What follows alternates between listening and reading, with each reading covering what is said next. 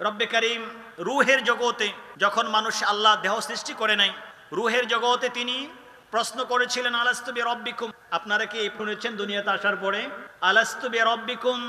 আমাদেরকে তিনি প্রশ্ন করেছেন, আমি কি তোমাদের প্রভু নই? আমরা সবাই কিন্তু জবাব দিয়েছিলাম। এখানে যারা আসলাম, ইসলাম যাদের নামের সাথে, যাদের সাথে লেগে গেছে, যাদের জীবনের সাথে ইসলাম লেগে গেছে, আমরা যারা মুসলমান হয়েছি, আমরা কিন্তু সবাই জবাব দিয়েছিলাম। কোরআনে কারীমে আমাদের জবাবকে আল্লাহ কোট করেছেন। আলহামদুলিল্লাহ বলেন। চিন্তা করেছেন, আমি যখন এখান থেকে বক্তব্য দিয়ে যাব, আজকে আলোচনা করে যাব, আল্লাহ রাসূলের মেহেরবানি, আমি যাওয়ার পরে আমার আলোচনা যদি আপনাদের সমাজের বড় কেউ আমার আলোচনার কোনো কোটেশন উল্লেখ করে যদি কোথাও আপনারা উদ্ধৃতি দেন, তাহলে আমি নিজেকে গর্ববোধ করব যে আমার আলোচনা হচ্ছে। এখন আমার সেই আলোচনাটা যদি আরো বড় কেউ দেন, আমার গর্বের জায়গাটা বেশি হবে। আর আমার আলোচনা আমি যা করেছি সেটা যদি স্বয়ং তাম কুল কায়নাতকে যিনি সৃষ্টি করেছেন তিনি যদি আমার আলোচনাকে কোট করে কোরআনে কারীমে তুলে ধরেন, কিয়ামত পর্যন্ত কোরআন পড়বে, আমার আপনার আলোচনা হবে, তাহলে এর চেয়ে সৌভাগ্যের বিষয় কি আর কোনোটা হতে পারে? জিজ্ঞেস করা হয়েছে আলাস্তু বিরব্বিকুম, আমি কি তোমাদের প্রভু না? নাই, কোরআন বলেছে জিজ্ঞেস করা হয়েছে, এই জন্য আমরা বলছি জিজ্ঞেস করা হয়েছে। আমাদের নবী বলেছে জিজ্ঞেস করা হয়েছে, এই জন্য আমরা বলছি জিজ্ঞেস করা হয়েছে। তো আমরা কি বলেছিলাম? আমরা যদি এর বিপরীতটা বলতাম, চুপ থাকতাম, তাহলে আজকে আমরা এই মাহফিল আসতে পারতাম না, মুসলমানের ঘরে জন্ম নিতাম না, মুসলমান নামটা আমাদের লাগতো না। আল্লাহ যে আমাদেরকে তৌফিক দিয়েছেন, মহব্বতের আওয়াজে বলুন আলহামদুলিল্লাহ। আমরা সবাই মিলে জবাব দিয়েছি ক্বালু বালা। আল্লাহ বলছে, যখন জিজ্ঞেস করা হলো, সবাই বলেছে যাদেরকে আমি ঈমানের নেয়ামত দান করেছি, যাদেরকে আমি ঈমানের নেয়ামত দান করেছি, তারা সবাই বলেছে ক্বালু, তারা বলেছে বালা, আল্লাহ অবশ্যই আমাদের রব একমাত্র আপনি, আপনি ছাড়া আমাদের রব কেউ নাই। ঠিক কিনা বলেন?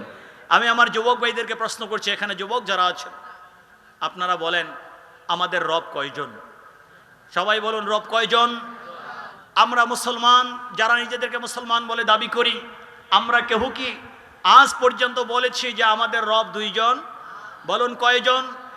আমরা যেভাবে রব্বে কারীমের দরবারে রূহের জগতে আমরা বলেছি আল্লাহ আপনি আমাদের রব, একমাত্র আপনি আমাদের খালেক ও মালিক, আমরা এখনো বলছি কবরের মাঝে সহিহ বুখারী সরকারে কায়নাতের হাদিস প্রমাণ করছে, কবরের মাঝে কে আসবে?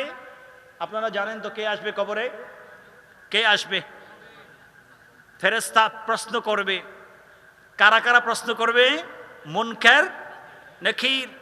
এখন যারা আছে তারা হচ্ছে কিরামুন কাতিবিন। আল্লাহ বলছেন ইয়ালামুনা মা তাফআলুন, শোনো কি করো তোমরা। মনে করো না আমি আল্লাহ জানি না, আর তোমরা মনে করো না আমি তোমাদেরকে হেফাজত করার জন্য যে ফেরেশতা দিয়েছি আমার ফেরেশতারা জানে না। সাবধান! আমাদের আজকের এই মাহফিল যদি সিসি ক্যামেরার মাধ্যমে বেষ্টিত হতো, আপনি বলেন অন্য কোনো কাজ করতে ভয় পাইতো কিনা? বিভিন্ন মাহফিলে বিভিন্ন জায়গায় বিভিন্ন মতলব দিয়ে মানুষগুলো যায়, যখন দেখে যে সিসি ক্যামেরা আছে তখন কিন্তু সাবধান হয়ে যায়। আমাকে ধরতে পারুক বা না পারুক, ক্যামেরার মাঝে কিন্তু আমার উঠে যাবে, আমাকে দেখা যাবে, পরে হলেও দেখা যাবে। এখানে তো দুইজনকে দায়িত্ব দেওয়া হয়েছে, সিসি ক্যামেরার চেয়ে বড় দায়িত্ব তারা পালন করছেন। আল্লাহ বলছেন কিরাম কাতিবিন ইয়ালামুনা মা তাফআলুন, এখানে যাদেরকে দায়িত্ব দেওয়া হয়েছে তারা জানে তোমরা কি করছো, সবার সামনে করছো, গোপনে করছো, ঘরে করছো, বাহিরে করছো। আমি এই দুইজনকে যাদেরকে নিযুক্ত করে দিয়েছি, সাবধান! যেভাবে আমি আল্লাহ থেকে কোনো কিছু গোপন নাই, আমার কিরামুন কাতিবিন থেকেও তোমরা কোনো কিছু গোপন করে রাখতে পারবে না। আল্লাহু আকবার বলেন। এই জন্য মুসলমানের সন্তান সবকিছু সাবধানতার সাথে করে। কিরামুন কাতিবিন এখানে। আর এই মানুষগুলো যখন কবরে চলে যাবে, কিরামুন কাতিবিন কি থাকবে না তাদের সাথে যাবে? আপনারা বলতে পারবেন কেউ? এখানে উলামায়ে কেরাম আছেন, আপনারাও জ্ঞানীরা আছেন। আমি যখন কবরে চলে যাব, আমাকে যখন কবরে নিয়ে যাবে, এই কিরামুন কাতিবিন কি ছুটি হয়ে যাবে নাকি? তাহলে তাদের কি কাজ? আমি যখন কবরে যাব, আমি যখন মারা যাব, আমার কি আর আমলনামা আছে? আমার নামাজ রোজার তো কোনো কাজ নাই। আমার কবরে চলে যাওয়া মাত্র আমার আর ইবাদত নাই। ইবাদত আছে?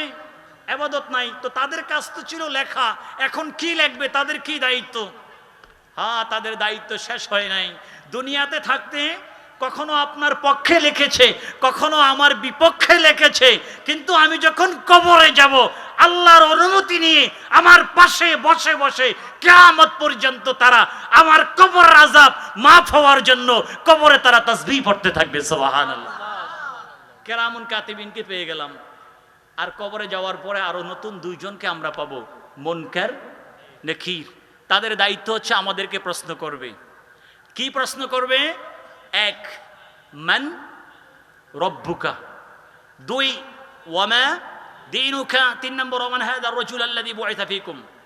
কোন কোন riwayate, বিশেষ করে বুখারী শরীফের হাদিসের মাঝে শুধুমাত্র একটা প্রশ্ন আসছে, কোন কোন জায়গায় শুধুমাত্র একটা প্রশ্ন আসছে, কোনো প্রশ্ন করা হবে না। যেই জায়গাটা হচ্ছে ঈমানের মূল, ওই জায়গায় প্রশ্ন করলে বোঝা যাবে সে মুমিন না কাফের। এই জন্য কোন কোন riwayate হাদিসের পাকে আসছে শুধুমাত্র একটা জায়গায় প্রশ্ন করা হবে, সেটা হচ্ছে ওমান হাযা আর রাজুল আল্লাযী বুইসা ফীকুম। আল্লাহু আকবার। প্রশ্ন করা হবে, ইনি কে? আল্লাযী বুইসা ফীকুম, যাকে তোমাদের মাঝে প্রেরণ করা হয়েছে, ইনি কে? তখন আমরা বলবো আলহামদুলিল্লাহ। বলেন বিশ্বাস আছে কি নাই? বলুন বিশ্বাস আছে কি নাই? আমরা সবাই বলতে পারবো ইনশাআল্লাহ, কারণ আমরা সরকারকেও ভালোবাসি, সিদ্দিক আকবরের ওফাতের মাস সিদ্দিক আকবরকেও ভালোবাসি, আলে বাইতে রাসূলকেও ভালোবাসি, হযরতে গাউসে পাককে ভালোবাসি, খাজা গরিবে নওয়াজকে ভালোবাসি, আওলাদে রাসূল আউলিয়া কেরামকে ভালোবাসি। আমরা এই কোরআনকেও ভালোবাসি, নবী মুস্তাফার সুন্নাহকেও ভালোবাসি, ঠিক কিনা বলেন? সুতরাং আমরা আশা করতে পারি রব্বে কারীমের দরবারে আমরা জবাব দিতে পারবো। পারবো কি পারবো না? আমরা বলে ফেলবো হাদা নবিয়ুনা ওয়া রাসূলুনা সাল্লাল্লাহু আলাইহি ওয়াসাল্লাম। আল্লাহ, ফেরেশতাকে বলবো, আল্লাহকে বলবো, আল্লাহ আমরা তো ওনাকে চিনি। আর যদি আপনার মতো সৌভাগ্যবান হয়, জানি না আপনারা এখানে কারা সৌভাগ্যবান আছেন, তাহলে তো বলে ফেলবেন আমরা তো ওনাকে স্বপ্নে দেখেছি। আল্লাহ আলহামদুলিল্লাহ বলেন। এটার নসিব সবার হোক। আপনারা চান কি চান না? সরকারে কায়নাতকে যদি কেউ স্বপ্ন দেখে, বাবা আমার যুবক ভাইদেরকে বিশেষ করে বলছি, আপনাদের এখন সময় দুরূদ শরীফের মুরাকাবায় বসে যাবেন। এশার নামাজ পড়ে ঘুমানোর পূর্বে চক্ষু বন্ধ করে মদিনার কামলেওয়ালা নবীর দিকে ধ্যান খেয়াল দিয়ে মনে করবেন না ৬০০০ কিলোমিটার দূরে, মনে করবেন আসসালামু আলাইকা আইয়ুহান নবিয়্যু বলে তাশাহুদের মধ্যে যখন আপনি সালাম দিচ্ছেন, নবী মুস্তাফা আপনার সামনে আপনার সালাম শুনছেন, আপনার সালামের জবাব দিচ্ছেন, ঠিক কিনা বলেন? এই জন্য আসসালামু আলাইকা আইয়ুহান নবী আমার আল্লাহ শিখিয়ে দিয়েছেন আল্লাহর হাবিবের জবানের মাঝে, আসসালামু আলাইকা, আপনাকে সালাম জানাচ্ছি। যেমন আমাদের হুজুর এখানে আছেন, দেখা হলো আসসালামু আলাইকা বললাম, আসসালামু আলাইকুম বললাম। কেন বললাম? কারণ তিনি আমার কাছে আছেন। আসসালামু আলাইকা আরবি গ্রামারে কাফ শব্দটি ব্যবহৃত হয় যিনি, আমি যাকে সম্বোধন করছি এবং যিনি কাছে আছে তাকে বোঝানোর জন্য। আসসালামু আলাইকা আইয়ুহান নবিয়্যু বলে আমি যখন সালাম দিচ্ছি তাশাহুদের মধ্যে, ইমাম হুজ্জাতুল ইসলাম মুসলমানদের শ্রেষ্ঠ দার্শনিক ইমাম গাজালি রহমতুল্লাহ আলাই আল মুনকিয মিনাদ দলাল, আমি আমার যুবক ভাইদেরকে বলবো এই কিতাবটা একটু নোট করে নেন। এটার বাংলা অনুবাদ যদি আপনি বাংলাতে চান, ইংরেজি ভার্সন যদি আপনি ইংরেজিতে চান, উর্দু, ফার্সি বা আরবিকে ওলামায়ে কেরাম পড়তে পারেন। আল মুনকিয মিনাদ দলাল, ভ্রষ্টতা থেকে বাঁচার উপায়। আপনি যেই উপায় অবলম্বন করলে আপনি ভ্রষ্টতার মাঝে যাবেন না, আপনি সঠিক পথে থাকবেন। তিনি কিতাব লিখলেন, গাইডলাইন দিলেন, প্রেসক্রিপশন দিয়ে দিয়েছেন যে এইভাবে এইভাবে চলো, সঠিক পথে থাকবে। আল মুনকিয মিনাদ দলাল কিতাবের মধ্যে তিনি উল্লেখ করেছেন, শোনো যখন তাশাহুদের বৈঠকের মধ্যে বসে যাবে, আসসালামু আলাইকা আইয়ুহান নবিয়্যু বলে যখন সম্বোধন করবে, তখন তুমি অবশ্যই মনে করবে তুমি প্রিয় নবী সাল্লাল্লাহু আলাইহি ওয়াসাল্লামকে, সরকারকে কাছে দেখে, কাছে রেখে, মনে করে, আকীদা পোষণ করে ওনাকে সালাম জানাচ্ছ। আলহামদুলিল্লাহ বলেন। উম্মত তো সেটাই মনে করে। এই জন্য যুবকদেরকে বলছি, আপনি চক্ষু বন্ধ করে মদিনা মুনাওয়ারার দিকে ধ্যান ও খেয়াল করে দুরূদ শরীফ পড়বেন, পড়তে পড়তে ঘুমিয়ে যাবেন। দেখবেন এরকম যখন আপনার প্রতিদিনের অভ্যাস হয়ে যাবে, দেখবেন একদিন সরকারে কায়নাত আপনাকে দিদার দিয়ে দিবে। বিশ্বাস হয় কি হয় না বাবা? বলুন সম্ভব কি সম্ভব না? সরকারের দিদার পাওয়া যায় কি যায় না? এটা আহলে সুন্নাতুল জামাত সহ টোটাল মুসলমানদের এটা আকীদা বিশ্বাস। আপনারা বলেন আমরা মুসলমানের সন্তান, বুখারী শরীফের পরে যেই গ্রন্থটির স্থান সারা পৃথিবীর উলামায়ে কেরাম একমত পোষণ করেছেন, আসাহুল কুতুবি বাদা কিতাবিল্লাহি তাবারাকা ওয়া তাআলা সহিহুল বুখারী, এই কোরআনে কারীমের পরে যেই গ্রন্থের স্থান পৃথিবীর সব উলামায়ে কেরাম, সব ইমাম আইম্মা স্কলার তারা একমত পোষণ করেছেন, কোরআনে কারীমের পরে যেই গ্রন্থের স্থান সেটা হচ্ছে বুখারী শরীফ। আলহামদুলিল্লাহ বলেন। বুখারী শরীফে ইমাম বুখারী রাহমাতুল্লাহি আলাইহি কয়েকবার হাদিসটিকে উল্লেখ করেছেন। সাইয়্যিদুনা আবু হুরায়রা রাদিয়াল্লাহু তাআলা তিনি বর্ণনা করেছেন, মান রাআনি ফিল মানামি ফাসায়ারানি ফিল ইয়াকযাতি ফা ইন্না শাইতানা লা ইয়াতামাত্সালু বি। শোনো, নবী উম্মতকে সুসংবাদ দিচ্ছেন, আমার উম্মত শোনো, যারা যে আমাকে স্বপ্নে দেখবে, আলহামদুলিল্লাহ বলেন, যে আমাকে স্বপ্নে দেখবে, ফাসায়ারানি ফিল ইয়াকযাতি, অচিরেই আমাকে জাগ্রত অবস্থায় দেখতে পাবে। আল্লাহ আল্লাহ, দুইটি নিয়ামত, এক স্বপ্নে দেখা, আল্লাহর হাবিব বলে দিলেন যে স্বপ্নে দেখবে ফাকাদ রাআনি, সে আমাকেই দেখলো, এখানে ফাইন্না শাইতানা লা ইয়াতামাত্সালু বি। কেউ যেন বলতে না পারে আরে না না তুই নবীকে দেখোস না, শয়তানকে দেখেছ। সাবধান, কেউ যদি বলে আমি নবীকে স্বপ্ন দেখেছি, এর বিপরীতে কোনো সুযোগ নাই এটা বলবে যে না তুমি নবীকে দেখো নাই। আল্লাহর হাবিব বলেছেন মান রাআনি ফাকাদ রাআল হাক্কা, যে আমাকে স্বপ্নে দেখেছে সে আমাকেই দেখলো। কারণ আল্লাহ শয়তানকে পৃথিবীতে সব আকৃতি ধারণ করার ক্ষমতা দিয়েছেন, কিন্তু আল্লাহ শয়তানকে ফাইন্না শাইতানা লা ইয়াতামাসসালু বি, আল্লাহ শয়তানকে ক্ষমতা দেয় নাই আমি নবী মুহাম্মদুর রাসূলুল্লাহ সাল্লাল্লাহু আলাইহি ওয়াসাল্লামের আকৃতি ধারণ করতে। শয়তান কখনো আমার আকৃতি ধারণ করতে পারবে না। আল্লাহু আকবার বলেন। আমরা হাদিস মানি কি মানি না? এখন নবী যদি বলে আমাকে স্বপ্নে দেখা যায়, আমরা বিশ্বাস করব কি করব না? এবং তিনি যদি আরেকটু সুসংবাদ দিয়ে দেন আমাকে যে স্বপ্ন দেখবে অচিরেই জেগে থেকে গাউসুল আজম কনফারেন্স করছে, ইয়া নবী সালামু আলাইকা বলে দাঁড়িয়ে গেছে, বাড়িতে কান্না করছে, নীরবে দুরূদ শরীফ পড়ছে আর কান্না করছে, নাতে মুস্তাফা শুনছে আর কান্না করছে, জাগ্রত অবস্থায় আছে, অচিরেই সে দেখবে আমি তার সামনে আছি, সে আমাকে জাগ্রত অবস্থায় দেখতে পাবে। সুবহানাল্লাহ। আমি কি নিজ থেকে বললাম? সহিহ বুখারী থেকে বললাম। দুইটা জিনিস, একটা হচ্ছে স্বপ্নে দেখা আর একটা হচ্ছে জাগ্রত অবস্থায় দেখা। তো সম্ভব কি সম্ভব না বাবা? এই জন্য বলছি এভাবে আরম্ভ করেন, চেষ্টা করেন আমার যুবক ভাইরা, দেখবেন আপনার যৌবনেই সরকারে কায়নাতের দিদার পেয়ে যাবেন। আল্লাহ যেন কবুল করেন, বলুন আমিন। আর তখনই সহজ হবে ওমান হাদা আর রাজুল আল্লাযী বুইতা ফীকুম, কবরে উনি কে যাকে তোমাদের মাঝে প্রেরণ করা হয়েছিল।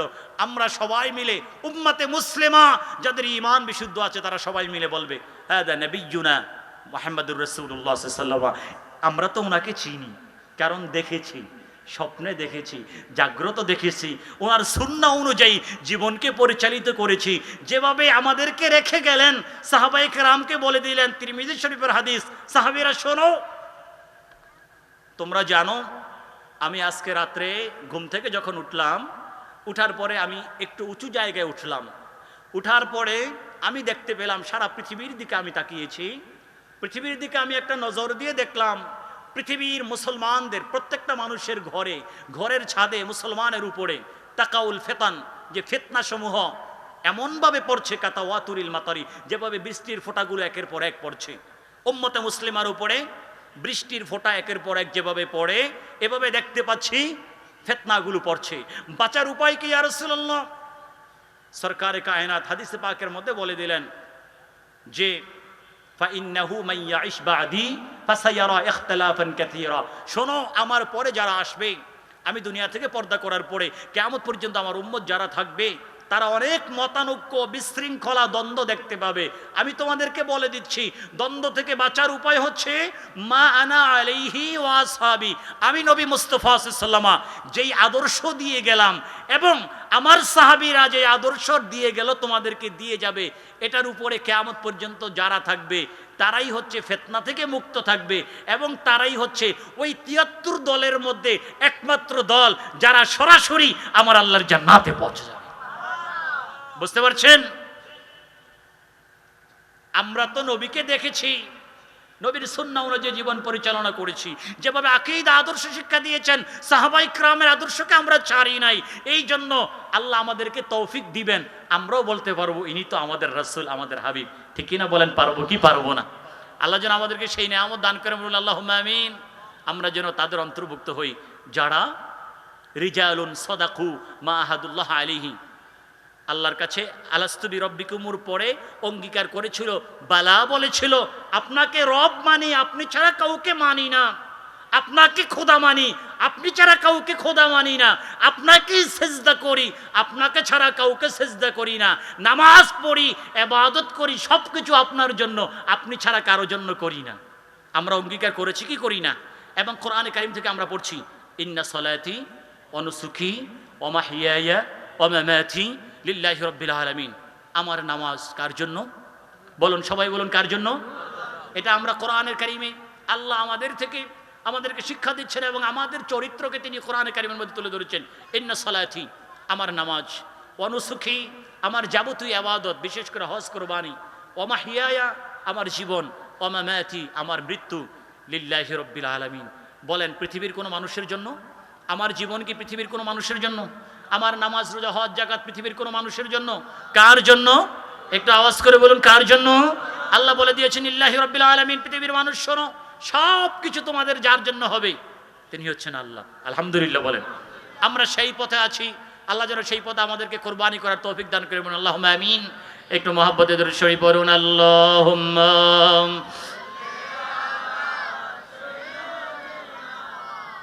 مولانا محمد وعلى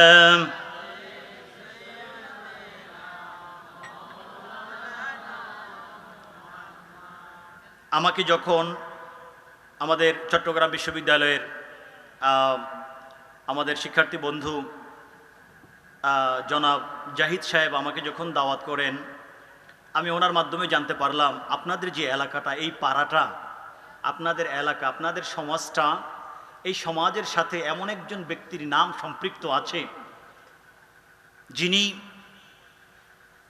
আল্লাহর ওলি, যারা আল্লাহ যাদেরকে কবুল করে নিয়েছেন, যাদের ব্যাপারে আমি আয়াত তেলাওয়াত করেছিলাম, রিজালুন সাদাকু মা আহাদুল্লাহ আলাইহি, এমন একদল লোককে আমি সৃষ্টি করেছি, আল্লাহর কাছে যেভাবে অঙ্গীকার করেছেন তাদের জীবনটা তারা সেভাবেই কাটিয়েছেন, আল্লাহর বন্ধু হয়ে গেছেন, অলি হয়ে গেছেন।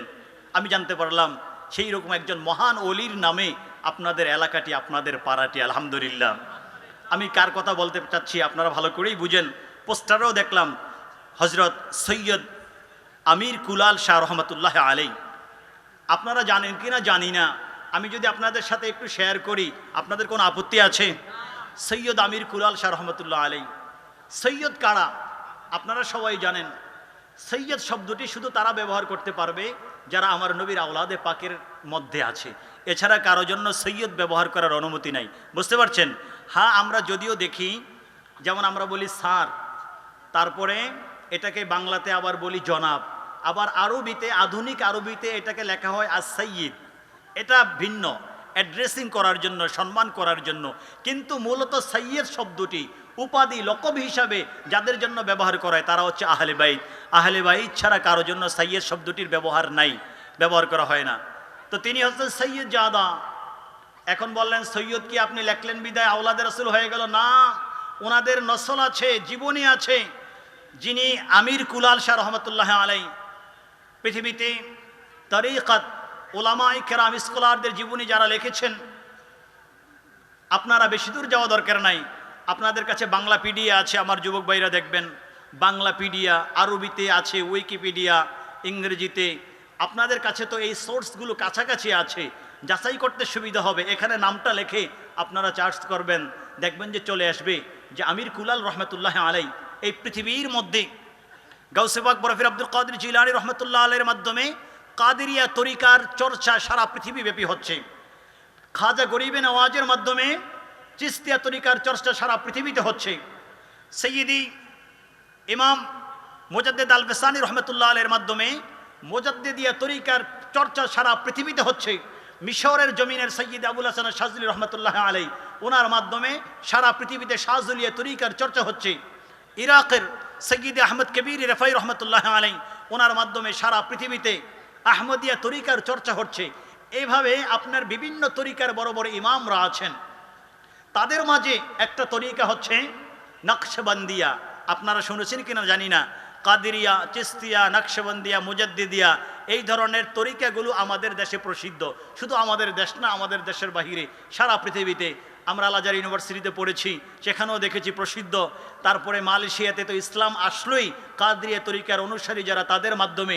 শেখ আবদুল্লাহ রহমতুল্লাহ আলাই, যিনি মালয়েশিয়াতে মেলাক্কা, সিঙ্গাপুরের আগের যেই দেশটা, রাজ্যটা, সেটা হচ্ছে মেলাক্কা। মেলাক্কার পাশেই সেখানে দ্বীপ আছে, ওই দ্বীপের মাঝে মাজারে পাকে তিনি শুয়ে আছেন শাহ আবদুল্লাহ রহমতুল্লাহ আলাই, যিনি মালয়েশিয়াতে কাদরিয়া তরিকার মাধ্যমে ইসলাম প্রচার করেছেন। তো এই প্রসিদ্ধ তরিকাগুলোর মধ্যে অন্যতম একটি হচ্ছে নকশবন্দিয়া তরিকা। নকশবন্দিয়া তরিকা এটা কার? এটার ফাউন্ডার হচ্ছেন হজরতে বাহাউদ্দিন নকশবন্দি রহমতুল্লাহ আলাই। উজবেকিস্তান তৎকালীন সময়ের আপনার সেই পারস্য ইরানের অংশ ছিল বর্তমান উজবেকিস্তান। নকশবন্দি রহমতুল্লাহ আলাই, বাহাউদ্দিন নকশবন্দি রহমতুল্লাহ আলাই, যার কাছ থেকে ফায়েজ ও বরকত পেয়েছেন।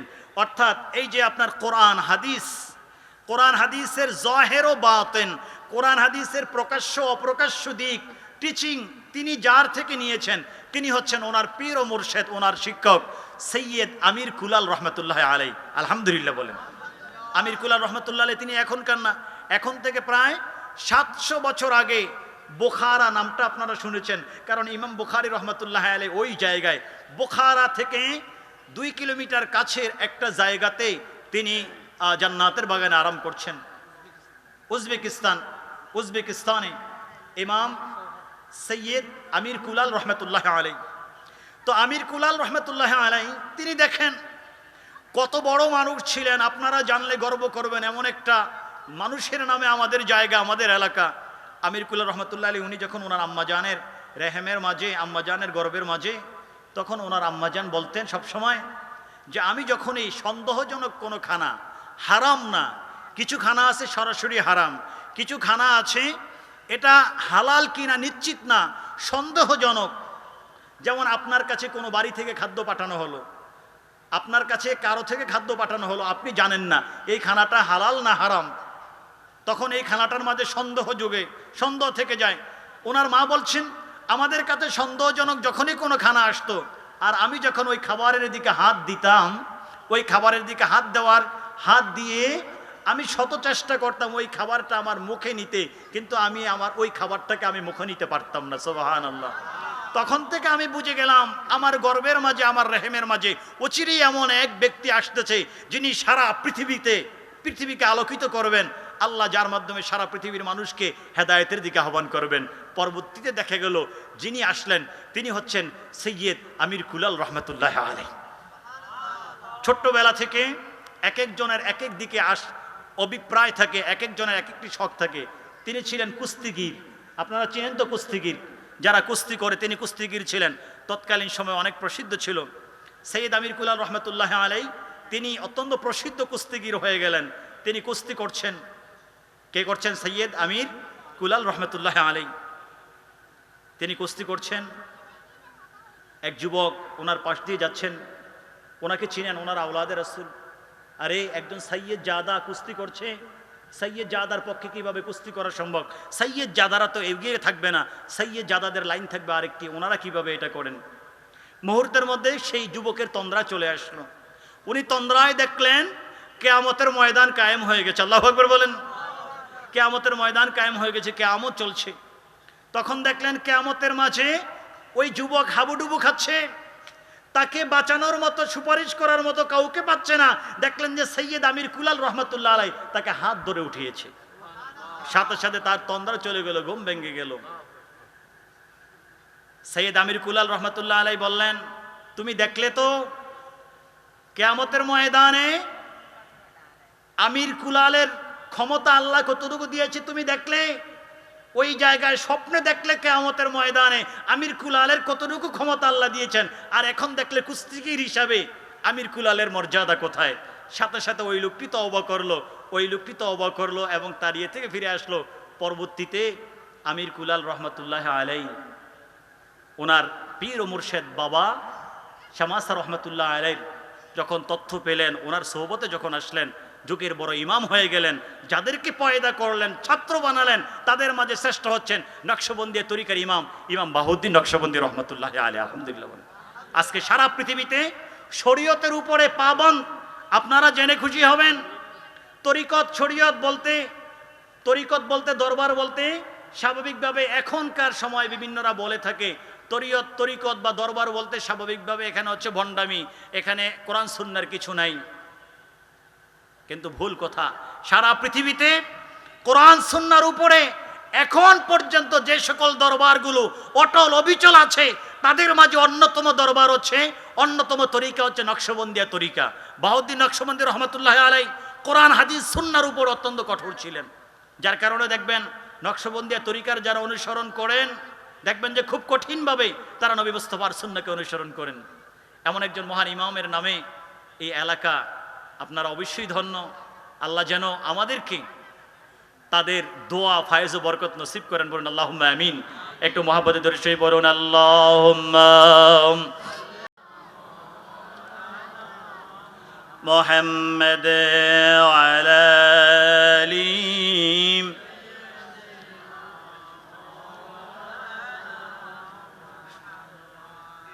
সূরাতুল কাউসার কোরআনে কারীমের 30তম পারার অন্যতম একটি সূরা। যে সূরাটি কোরআনে কারীমের সবচেয়ে বড় না সবচেয়ে ছোট? সবচেয়ে ছোট সূরা। ইন্না আ'তাইনাকা, আমার সাথে এই যে ছোট্ট ভাইরা আপনারা পড়েন, ইন্না আ'তাইনাকা ফাসাল্লি লিরাব্বিকা ওয়ানহার ইন্না শানিয়াকা ওয়াল আবতার। মাশাআল্লাহ মাশাআল্লাহ, ছোট ছোট বাচ্চারা, আল্লাহ কবুল করুক তাদেরকে। এখানে কি এমন কেউ আছেন সূরাতুল কাউসার আমরা পারি না? এমন কোন মুসলমানের সন্তান কি আছেন? নেই। কোরআনে কারীম এটা আমাদের বড় সম্পদ, ঠিক কিনা বলেন? আমরা কোরআনে কারীমের মাধ্যমে বাঁচব, ঠিক কিনা বলেন? কোরআনের মাধ্যমে বাঁচব, আমাদের জীবন হবে কোরআনের মাধ্যমে, আমাদের মরণ হবে কোরআনের উপরে। রাজি আছেন তো? এই জন্য মুসলমানদের একমাত্র সংবিধান কোরআনে কারীম। প্রত্যেকটি দেশের আলাদা সংবিধান আছে, কিন্তু সারা পৃথিবীর সকল মুসলমান বর্তমানে 200 কোটির উপরে, সারা পৃথিবীতে 225 কোটি 20 কোটির মতো মুসলমান রয়েছে। তাদের একমাত্র সকলের সংবিধান হচ্ছে আল কোরআনুল কারীম। আমার সাথে আপনারা একমত তো নাকি? কোরআনে কারীমের সাথে আরেকটি সংবিধান আছে, যদি আপনি ওটাকে বাদ দেন তাহলে আপনি কোরআন বুঝবেন না, মুসলমান বলে দাবি করতে পারবেন না। ওটা হচ্ছে নবী মুস্তাফার সুন্নাহ, ঠিক কিনা বলেন? এই জন্য আমরা স্লোগান দিয়ে থাকি কোরআন সুন্নাহর আলো। কারণ সুন্নাহ বাদ দিয়ে কোরআনের আলো দিয়ে আপনি কোনো ঘরকে জ্বালাতে পারবেন না, ঠিক কিনা? কোরআনের আলো জ্বালাতে হলে সুন্নাহ লাগবে, কারণ আল্লাহকে চিনতে হলে নবী লাগবে। এই জন্য কোরআনে কারীমকে আমরা ধরতে হবে, ধারণ করতে হবে। আমি আমার যুবক ভাইদেরকে বলছি, আপনারা আজ থেকে অঙ্গীকার করেন, আমরা যতদিন বাঁচবো কোরআনকে ছাড়বো না। রাজি আছেন? যতদিন বাঁচবো কোরআন সুন্নাহকে ছাড়বো না। আর যদি আপনি কোরআন সুন্নাহকে ছেড়ে দেন, মনে রাখবেন মুহূর্তের মধ্যে আপনি ধ্বংস হয়ে যাবেন, আপনাকে কেউ বাঁচাতে পারবে না। পারবে? আপনি বলবেন আমি ওই দরবারের অনুসারী। হ্যাঁ, দরবার আপনার পক্ষে, কিন্তু আপনার ঈমান যদি নষ্ট হয়ে যায় আপনাকে কেউ বাঁচাতে পারবে না।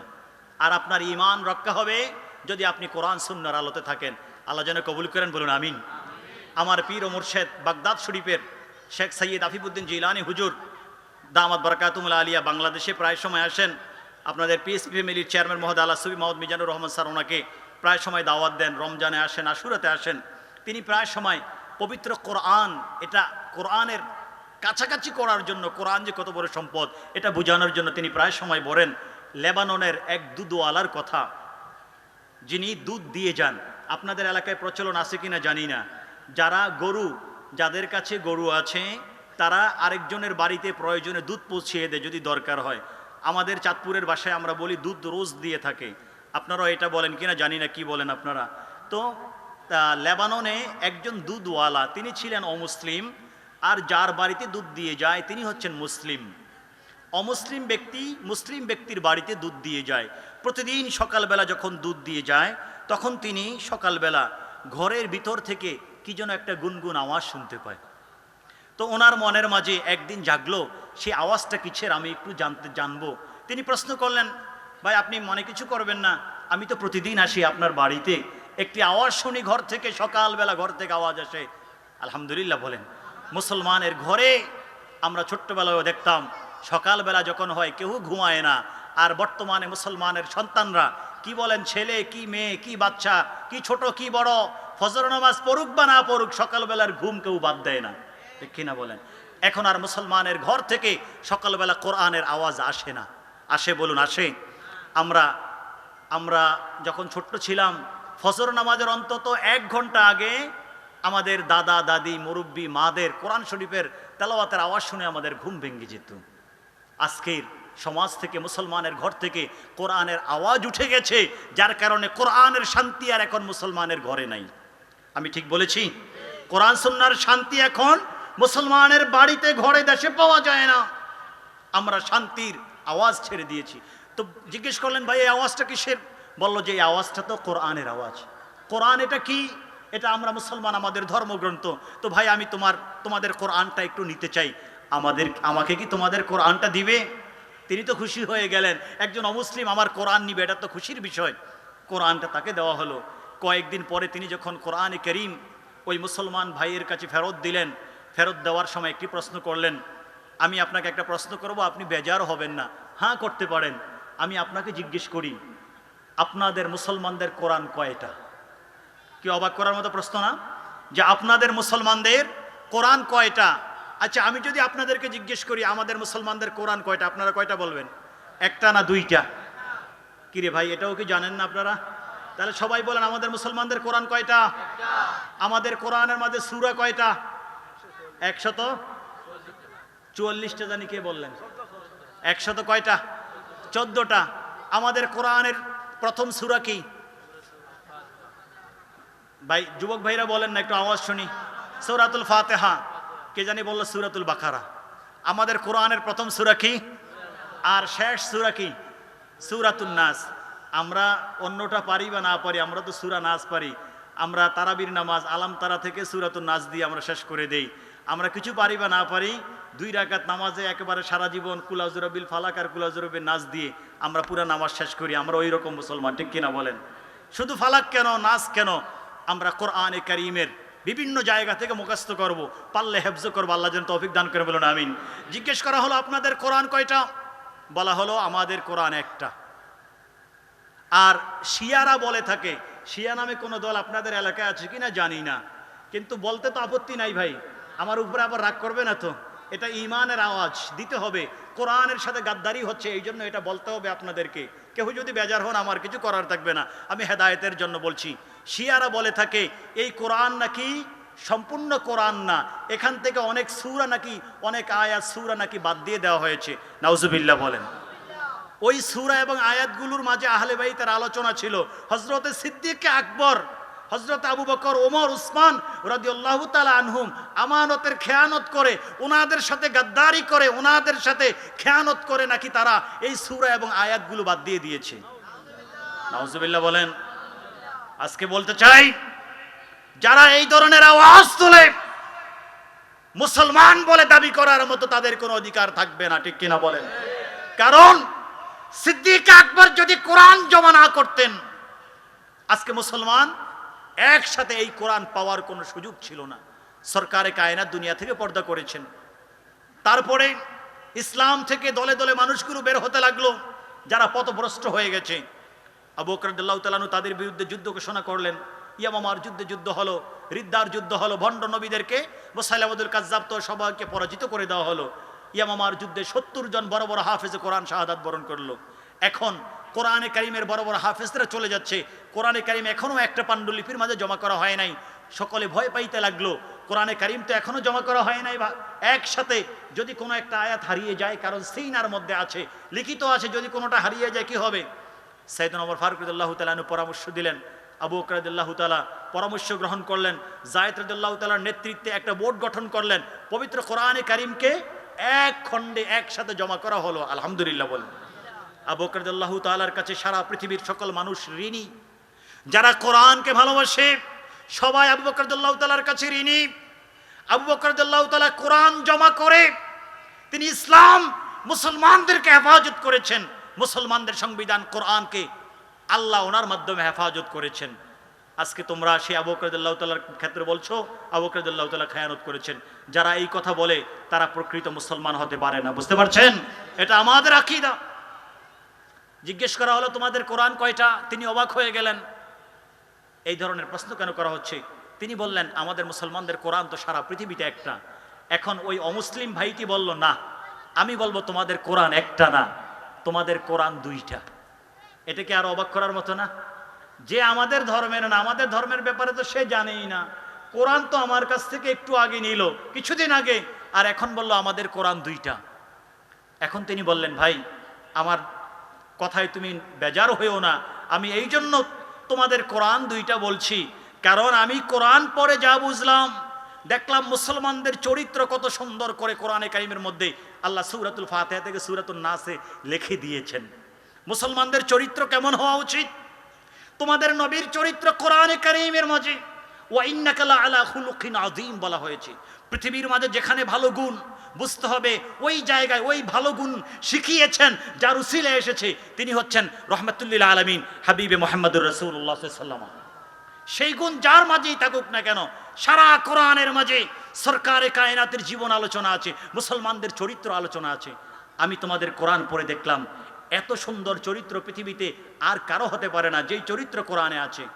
কিন্তু তোমাদেরকে বাস্তবতার সাথে মিলিয়ে দেখলাম তোমাদের কোরআনী চরিত্র একরকম আর তোমাদের বাস্তব চরিত্র আরেক রকম। এখন বলেন, অমুসলিম ভাইটি যেই মন্তব্য করেছে তার মন্তব্য ঠিক না বেঠিক? সে কি ঠিক করে নাই? ঠিক বলে নাই? এখনো তো ঠিক, কারণ কোরআন আমাদের চরিত্রকে একরকম লিখে দিয়েছে। আর আপনি দেখেন কোরআনের সাথে আমাদের চরিত্রের সাথে মিল আছেনি? মিল আছে। 2 দিন পরে পরে অমুসলিমরা আল্লাহর হাবিবকে গালিগালাজ করে, আল্লাহর হাবিবের শানে গোস্তাকি করে, কখনো কার্টুন করে, কখনো গালমন্দ করে। আমরা আল্লাহর হাবিবের প্রেম ভালোবাসা দেখানোর জন্য রাস্তায় নেমে যাই, আন্দোলন করি, যা যা করার করি, প্রেম প্রকাশার্থে, ঈমানের তাকিদে। কিন্তু আমরা জানি না তারা গালিগালাজ করছে, এটার পিছনে আমরা মুসলমানরাই দায়ী। আমরা দায়ী কি দায়ী না? কারণ কি জানেন? কারণ অমুসলিম যারা, তারা আমাদের কোরআন পড়ে না, আমার নবীর মুস্তাফার সুন্নাহ পড়ে না, তারা কোরআন সুন্নাহ পড়তে জানে না, তারা মাদ্রাসায় কখনো পড়বে না, কখনো মক্তবে যাবে না, তারা কখনো গাউসুল আজম কনফারেন্সে আসবে না, তারা কখনো মসজিদের খতিবের আলোচনা শুনবে না।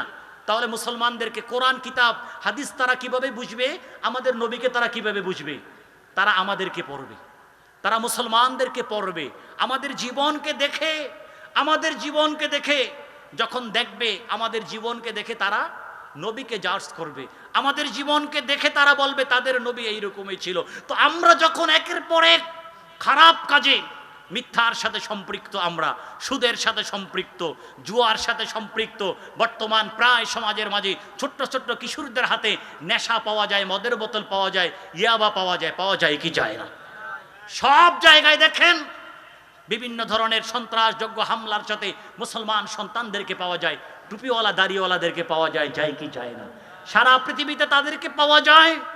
এখন এই রকম অশান্তির মাঝে যখন বারবার অমুসলিমরা দেখে অশান্তি শৃঙ্খলা ভঙ্গের যাদের তালিকা, তাদের মাঝেই দেখা যায় সকলের আগে মুসলমানদের তালিকা।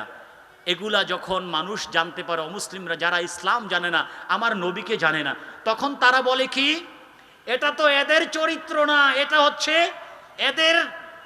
এদের যে নবী হিসাবে 1500 বছর আগে মুহাম্মদ নামে যে এসেছিল সাল্লাল্লাহু আলাইহি সাল্লাম, এটা তার চরিত্র এইরকম।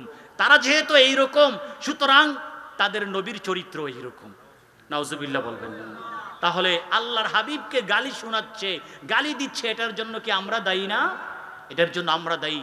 আমরা নিজেদেরকে পরিবর্তন করতে হবে। আমরা যদি নিজেদেরকে পরিবর্তন করতে না পারি, কোরআন সুন্নাহর আলোকে যদি জীবনকে গঠন করতে না পারি, তাহলে আমরা কখনোই আমাদের নবীকে, আমাদের আল্লাহকে, আমাদের ইসলামকে অমুসলিমদের মাঝে তুলে ধরতে পারবো না। ঠিক কিনা বলেন? আল্লাহ যেন আমাদেরকে তৌফিক দান করেন, বলুন আমিন। একটু মহব্বতে দরুদ শরীফ পড়ুন। সালাতুন ইয়া সালামুন ইয়া হাবিবাল্লাহ, সালাতুন ইয়া সালামুন ইয়া হাবিবাল্লাহ আলাইকুম। রহমাতুল লিল আলামিন সরকারে কায়নাত, তিনি আপনার রাস্তা অতিক্রম করছেন। রাস্তা অতিক্রম করার সময় তিনি দেখতে পাচ্ছেন একজন বুড়িমা একটা বোঝা বহন করে যাচ্ছেন। বুড়িমা যখন বোঝা বহন করে যাচ্ছেন, আমার যুবক ভাইদের জন্য এই কথাগুলো আমি বলছি। যুবক ভাই, আজকে যদি আপনি আপনার জীবনটাকে পরিবর্তন করতে পারেন, চেঞ্জ করতে পারেন, তাহলে এই মাহফিলটা সার্থক হবে, সফল হবে। এবং এই দাওয়াতগুলো যদি আপনার অন্য জায়গায় পৌঁছে দিতে পারেন। সরকার যখন রাস্তা অতিক্রম করছে তখন দেখছেন এক বুড়িমা, এক মুশরিকা বুড়িমা, অমুসলিম বুড়িমা, তিনি বোঝা বহন করে রাস্তা অতিক্রম করছেন, কিন্তু বুড়িমা বোঝাটা উঠাতে পারছেন না, যাইতে পারছেন না। সরকারে কায়নাত তাড়াতাড়ি দৌড়িয়ে গিয়ে বুড়িমা থেকে বোঝাটা নিয়ে তিনি নিজের কাঁধের মধ্যে বোঝাটা উঠে নিলেন, উঠিয়ে তার বাড়িতে পৌঁছিয়ে দিলেন। বুড়িমা রহমতুল্লিল আলামিনকে আদর যত্ন করলেন এবং আদর যত্ন করলে বললেন যে বাবা, তুমি আমার উপকার করেছো, এই জন্য আমি তোমাকে বলছি যে মুহাম্মদ নামে একজন ধর্মত্যাগীর আবির্ভাব হয়েছে আমাদের এই অঞ্চলে। তুমি যেহেতু আমার উপকার করেছো এই জন্য তোমাকে নসিহত করছি, সাবধান, মুহাম্মদের খপ্পরে পড়বে না। নাউজুবিল্লাহ। রহমতুল্লিল আলামিন মুস্কি হাসি দিয়ে চলে গেলেন, রিপ্লাই করলেন না। তিনি বুড়িমা, রহমতুল্লিল আলামিন তো নবী, রহমতুল্লিল আলামিন প্রতিবাদ করার ভাষা ছিল, তাকে আঘাত করার ভাষা ছিল, সব কিছু ছিল। সরকারে কায়নাত যখন একটু সামনের দিকে গেলেন, বুড়িমা ডাক দিলেন, বাবা শোনো, আমি তো তোমার নামটা জিজ্ঞেস করলাম না, তোমার নামটা জিজ্ঞেস করতে আমি ভুলে গেছি। সরকারে কায়নাত বললেন, মা আপনি একটু আগে যেই মুহাম্মদের ব্যাপারে আমাকে সতর্ক করছেন, আমি হচ্ছি সেই মুহাম্মদুর রাসূলুল্লাহ সাল্লাল্লাহু আলাইহি ওয়াসাল্লাম। বুড়িমা চোখ দিয়ে পানি বের করে দিলেন, বললেন যে তুমি মুহাম্মদুর রাসূলুল্লাহ সাল্লাল্লাহু আলাইহি ওয়াসাল্লাম, আমি তোমাকে গালি দিলাম, তুমি প্রতিবাদ করলে না, রাস্তায় বোঝাটা উঠাতে পারি নাই, নিজে উঠিয়ে বাড়িতে পৌঁছিয়ে দিলে, আবার মুস্কি হাসি দিয়ে আমাকে বরণ করেছো, আঘাত করো নাই। মুহাম্মদ সাল্লাল্লাহু আলাইহি তোমার চরিত্র যদি এরকম হয়ে থাকে, ইসলাম যদি এত সুন্দর আদর্শ হয়ে থাকে, আর দেরি করো না, আমাকে কালেমা পড়িয়ে মুসলমান বানিয়ে দাও। বুঝতে পারছেন? এটা হচ্ছে কোরআন, এটা হচ্ছে নবীর জীবন আদর্শ, এটা হচ্ছে মুসলমানদের আদর্শ। আজকে আমরা মুসলমান সবকিছু ছেড়ে দিয়েছি, আমাদেরকে কিনে নিয়েছে তারা, যারা অসভ্য জাতি ছিল তারা আমাদের সভ্যতাকে কিনে নিয়েছে, আর তাদের অসভ্যতা পশ্চিমা বিশ্বের সকল অপসংস্কৃতি মুসলমানদের ঘরে ঘরে এখন চলে আসছে। ঠিক কিনা বলেন? আজকে আমি যুবক ভাইদেরকে, কিশোর ভাইদেরকে বলছি, কোনো অপসংস্কৃতিকে আমরা ধারণ করব না। আমাদের মুসলমানদের ঐতিহ্য আছে, ঠিক কিনা বলেন? আমাদের ইসলামী সংস্কৃতি আছে কি নাই? আপনার যদি আপনার অন্তরকে, পিপাসিত অন্তরকে তৃপ্ত করতে হয়, আপনি নাতে রাসূলের কনসার্ট করেন, গান বাজনা বন্ধ করেন। নাতে রাসূলের মাধ্যমে, কনসার্টের মাধ্যমে আপনি শান্তি পাবেন কি পাবেন না? বলুন, পাবেন কি পাবেন না? আপনি নাতে রাসূলের কনসার্ট করেন, দেখবেন যে সেখানে ভেসে আসবে সূরাতুল কাউসারের আলোচনা, সেখানে চলে আসবে। আমার আল্লাহ বলে দিয়েছেন, ইন্না আ'তাইনাকা আল কাউসার, হাবিব আমি আপনাকে দিয়েছি। আল্লাহ কি দিয়েছেন আপনার হাবিবকে? আল্লাহ বলছেন আল কাউসার দিয়েছি আমি। আমাদের এলাকায়, আমাদের মুসলমান সমাজের মাঝে অনেক সন্তানের নাম কাউসার থাকে, ওই নামের বরকত যেন হাসিল হয়, এই জন্য বাবা মা নাম রাখেন। কাউসার হচ্ছে তাফসিরে জালালাইন সহ যত তাফসির লেখা হয়েছে, সব তাফসিরের মাঝে লেখা হয়েছে আল খাইরুল কাসীর। হাবিব আমি আপনাকে দুনিয়া আখিরাতের যত কল্যাণ আছে সব কল্যাণ আমি আপনাকে দিয়ে দিয়েছি। এত আস্তে বলবেন ভাই সুবহানাল্লাহ। যত কল্যাণ আছে সব কল্যাণের মালিক আমি আপনাকে বানিয়ে দিয়েছি। এই জন্য সরকার বলেছেন, শোনো, সহিহ বুখারী, মুসলিম, তিরমিজি সহ বিভিন্ন জায়গার হাদিসে পাকের কিতাবের মাঝে, ফুদ্দিলতু আলাল আম্বিয়া বিসিত্তিন, ফুদ্দিলতু আলাল আম্বিয়া বিখামসিন, বিভিন্ন বর্ণনায় যে আমাকে বিশেষ 6টি মর্যাদা দেওয়া হয়েছে। আল্লাহ পৃথিবীর কোন নবী রাসূলকে ওই মর্যাদাগুলো দেয় নাই। এখানে সরকার শুধু 6টার কথা বললেন, আর গুলোর কথা বলেন নাই, বরং আল্লাহ সরকারকে এত অসংখ্য অগণিত বৈশিষ্ট্য, মানকাবা, ফজিলা, মর্যাদা দিয়েছেন, যেগুলার এক কাতরা বা কাছাকাছিও আল্লাহ কোনো আম্বিয়া মুরসালিনদেরকে দেন নাই। আলহামদুলিল্লাহ বলেন। প্রত্যেক নবী রাসূল তাদের জায়গায় আছে, কিন্তু সরকারের জায়গা আকাশচুম্বী, ওই জায়গায় কেউ পৌঁছতে পারে নাই। এই জন্য আরব দেশের অনেক বড় একজন আশেকে রাসূল, উলামায়ে কেরাম জানেন, আপনারাও পড়েন, কাসিদে বরদা, আপনারা পড়েন কি পড়েন না? কাসিদে বরদা মানে চাদরের কাসিদা, এটার আলোচনা আরেকটা আছে, আমরা সেদিকে যাব না। ইমাম শরফুদ্দীন বসির রহমতুল্লাহ আলাই কাসিদা লিখেছেন। কাসিদা লেখে ওনার প্যারালাইজড হয়েছিল, সকল চিকিৎসা ফেল হয়ে গেছে। কাসিদা লিখেছেন, কাসিদা লেখে ঘুমিয়ে পড়েছেন, দেখলেন যে স্বপ্নে, দেখলেন যে স্বপ্নের কথা আলোচনার শুরুতে বললাম, দেখলেন স্বপ্ন যোগে সরকারে কায়নাত দেখলেন তার বাড়িতে আগমন করেছে, আকাশের চাঁদ ঘরে চলে আসছে। যেই জায়গায় প্যারালাইজড ওই জায়গায় তিনি তার হাত মোবারককে মুছে দিলেন, মাসাই করে দিলেন। সুবহানাল্লাহ। হাত মাসাই করলে রোগ ভালো হয় কি হয় না? প্রমাণ আছেনি? ভালো করেন কে? করেন কে? আল্লাহ যখন করেন এটা হয় কুদরত, নবীর মাধ্যমে যখন করান এটা হয় মুজিজা, ওলির মাধ্যমে যখন করান তখন হয় কারামত।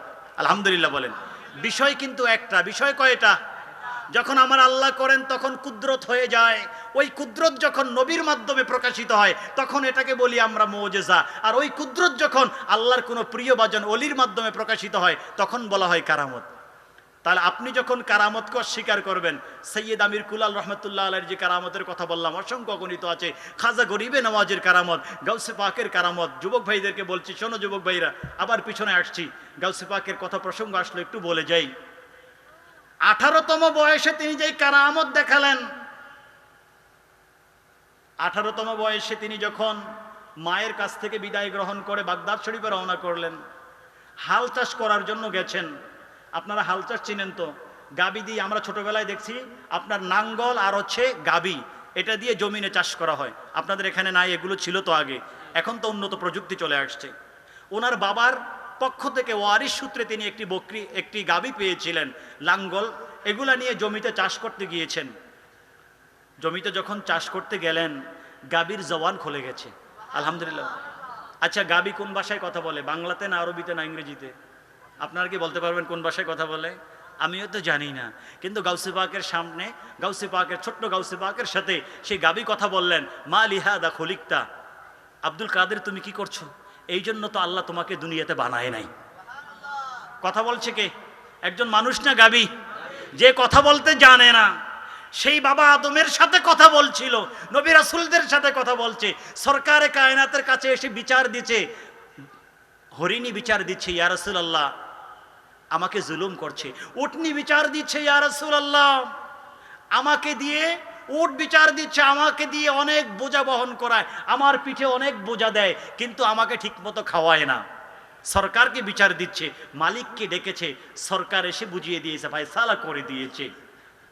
নবীদের সাথে কথা বলে, হযরতে গাউসে পাকের সাথে কথা বলল, মা লিহাদা খলিকতা, হে আব্দুল কাদের তোমাকে এই জন্য সৃষ্টি করা হয় নাই।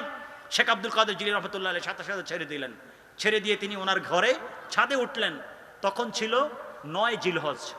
আপনারা কি বলতে পারবেন 9 জিলহজ এই দিনটা কিসের দিন?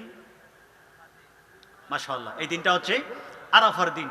আরাফার দিনে ওই সময় হাজিরা সেখানে উপস্থিত হয় রব্বে কারীমের দরবারে, উন্মুক্ত আকাশের নিচে তারা আল্লাহর দরবারে হাজিরা হয়। তো গাউসে পাক বাগদাদ শরীফে, জিলানে, ইরানে গাউসে পাক 1000 কিলোমিটার দূর সেই আরাফার ময়দান তিনি দেখলেন। ছাদের উপরে উঠে দেখলেন, 1000 কিলোমিটার দূর থেকে দেখলেন হাজিরা আরাফার ময়দানে দাঁড়িয়ে লাব্বাইক বলছে, আল্লাহর দরবারে হাজিরা দিচ্ছে। শুরু হয়ে গেল। সকালবেলার সূর্য যখন আকাশে উঠে, সূর্য দেখে মানুষগুলো বলে দিতে পারে আজকের দিনটা কেমন যাবে, পারে কি পারে না? ছোট্ট সন্তানকে দেখে বলে দিতে পারে এই ছেলেটা বড় হলে কি হবে। ছোট্ট গাউসে পাককে দেখে সারা পৃথিবীর বড় বড় মনীষীরা তখন বলেছেন এ তো আব্দুল কাদের জিলানী না। এক সময় সারা পৃথিবীর সরদারি আল্লাহ তার হাতে সুপর্দ করে দিবেন। তিনি তাড়াতাড়ি ওনার আম্মা জানের কাছে চলে আসলেন। আমি যেই কথাগুলো বলছি একটাও রেফারেন্স ছাড়া না, এখন যেটা বলছি অন্তত 100 কিতাবের মাঝে উল্লেখ আছে। খুলাসাতুল মাফাখির ফি মানাকিবি সাইয়্যিদি আব্দুল কাদের আল জিলানী রাহমাতুল্লাহি আলাইহি, কালাইদুল জাওয়াহির, জুবদাতুল আসরার, বাহজাতুল আসরার সহ অনেক কিতাবের মাঝে এই আলোচনাগুলো আছে। তিনি ওনার আম্মা জানের কাছে গেলেন, মা আমাকে তুমি বিদায় দাও, কাল কিয়ামতের ময়দানে দেখা হবে। আল্লাহ সুবহানাল্লাহ। মাও চোখের পানি ফেলে বিদায় দিলেন। এই পকেটের মাঝে 40টি দিলেন। আপনারা সে আলোচনা জানেন, আমি বিস্তারিত আলোচনার দিকে যাচ্ছি না। আমার যেই জায়গা সেটা হচ্ছে তিনি যখন মাঝখানে আসলেন, প্রতিমধ্যে আসলেন, কয়জনের সাথে দেখা হলো?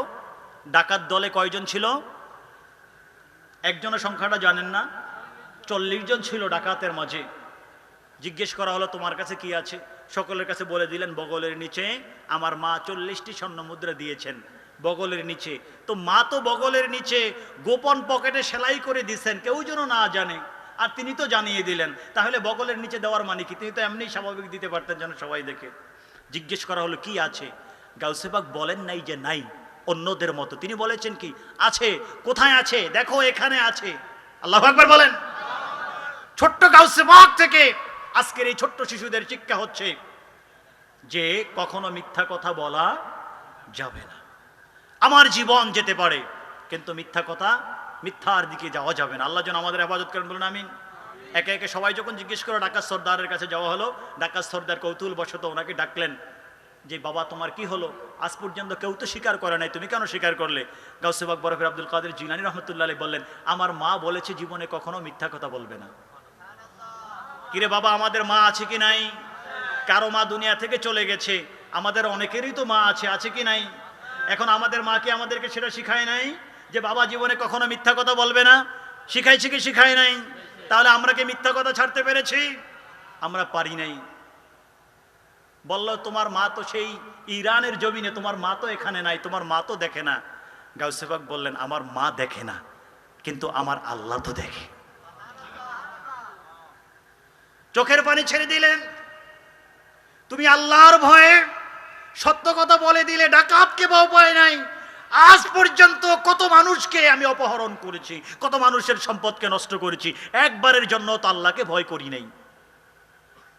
ওমর ফারুক রাদিয়াল্লাহু তাআলা আনহু রাষ্ট্রীয় ফরমান জারি করে দিলেন, আজ থেকে যারা দুধের মধ্যে পানি মেশাবে তাদেরকে রাষ্ট্রীয়ভাবে বেত্রাঘাত করা হবে। ফরমান জারি হয়ে গেল, রাষ্ট্রীয়ভাবে তাদেরকে শাস্তি দেওয়া হবে। ওই রাত্র থেকে ওমর ফারুক রাদিয়াল্লাহু তাআলা আনহু মানুষকে নিয়ে তাদের ঘরে ঘরে ঘুরতে লাগলেন। ওমর ফারুক রাদিয়াল্লাহু তাআলা আনহু রাতের গভীরে একটি ঘরের পাশে কান লাগিয়ে বসে গেলেন। শোনা যাচ্ছে মা এবং মেয়ের কথাবার্তা। মা বলছে মেয়েকে, মা আজকে কিন্তু বেশি দুধ হয় নাই, আজকে একটু পানি মিশাতে হবে, নচেত আগামী দিন সবাইকে দুধ দিতে পারবো না। মেয়ে বলতেছে আপনি কি শুনেন নাই খলিফাতুল মুসলিমিন ফরমান জারি করেছে, কেউ যদি দুধের মধ্যে পানি মিশিয়ে দেয় তাহলে রাষ্ট্রীয়ভাবে তাকে শাস্তির ব্যবস্থা করা হবে। তখন মা কি বলেছেন, আরে খলিফাতুল মুসলিমিন ওমর রাদিয়াল্লাহু তাআলা তিনি তো বলেছেন, ঠিক আছে, কিন্তু তিনি তো আর এখন এখানে নাই, তিনি তো দেখছেন না আমরা পানি মিশাবো কি মিশাবো না।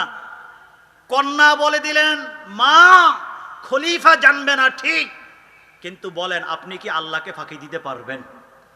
খলিফা দেখে না কিন্তু আল্লাহ। রাবেয়া বসরি রাদিয়াল্লাহু তাআলা আনহু সহ অসংখ্য অগণিত উলামায়ে কেরাম বলেছেন, তাসির রাসূল ওয়া আনতা তাযহারু হুব্বাহু ওয়া হাদা ফিল মুহালি ওয়া হাদা মুহালুন ফিল ফিআলি বাদিউ লাউ কুনতা মুহিব্বান লা আতাতাহু ফা ইন্নাল মুহিব্বা লিমান ইউহিব্বু মুতিউ। শোনো, তুমি একদিকে বলছো তুমি আল্লাহর হাবিবকে ভালোবাসো, তুমি আশিকে রাসূল আহলে সুন্নাত ওয়াল জামাতের অনুসারী, আরেক দিকে তুমি রাসূলের অবাধ্যতা করো, রাসূল পাকের সুন্নাহ অনুযায়ী তোমার জীবনকে পরিচালনা করো। আমি খোদার কসম করে বলছি তুমি আশিকে রাসূল হতে পারো নাই। ঠিক কিনা বলেন বাবা? আমার সাথে আপনারা বেজার হয়েছেন? আমি আপনাদেরকে বলেছি আপনারা এখানে যারা আছেন সবাই আশিকে রাসূল, ঠিক কিনা বলেন? গাউসে পাকের আউলিয়া কেরামদের প্রেমিক আপনারা, ঠিক কিনা বলেন? আমাদের দাবি যেভাবে সত্য, আমাদের দাবি আমাদের অ্যাকশনের মাধ্যমে যাবে।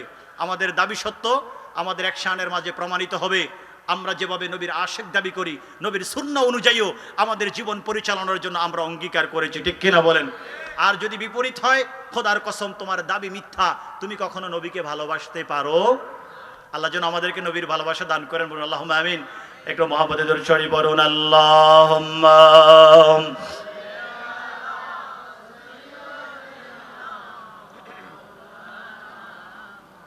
ওয়া আলা আলি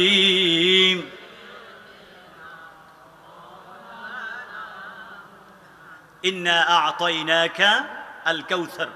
হাবিব, আমি আপনাকে কাউসার দান করেছি। কাউসার হচ্ছে সকল কল্যাণ। এই জন্য আল্লাহর হাবিব পাক সাল্লাল্লাহু আলাইহি ওয়াসাল্লাম বলেছেন, আল্লাহ আমাকে 6টি বা 5টি আলাদা গুণ দিয়েছেন যেটা কাউকে দেন নাই। সীমিত কয়েকটার কথা বলেছেন। এখান থেকে যেতে যেতে আমরা শরফুদ্দিন বসরির কাছে চলে গেলাম।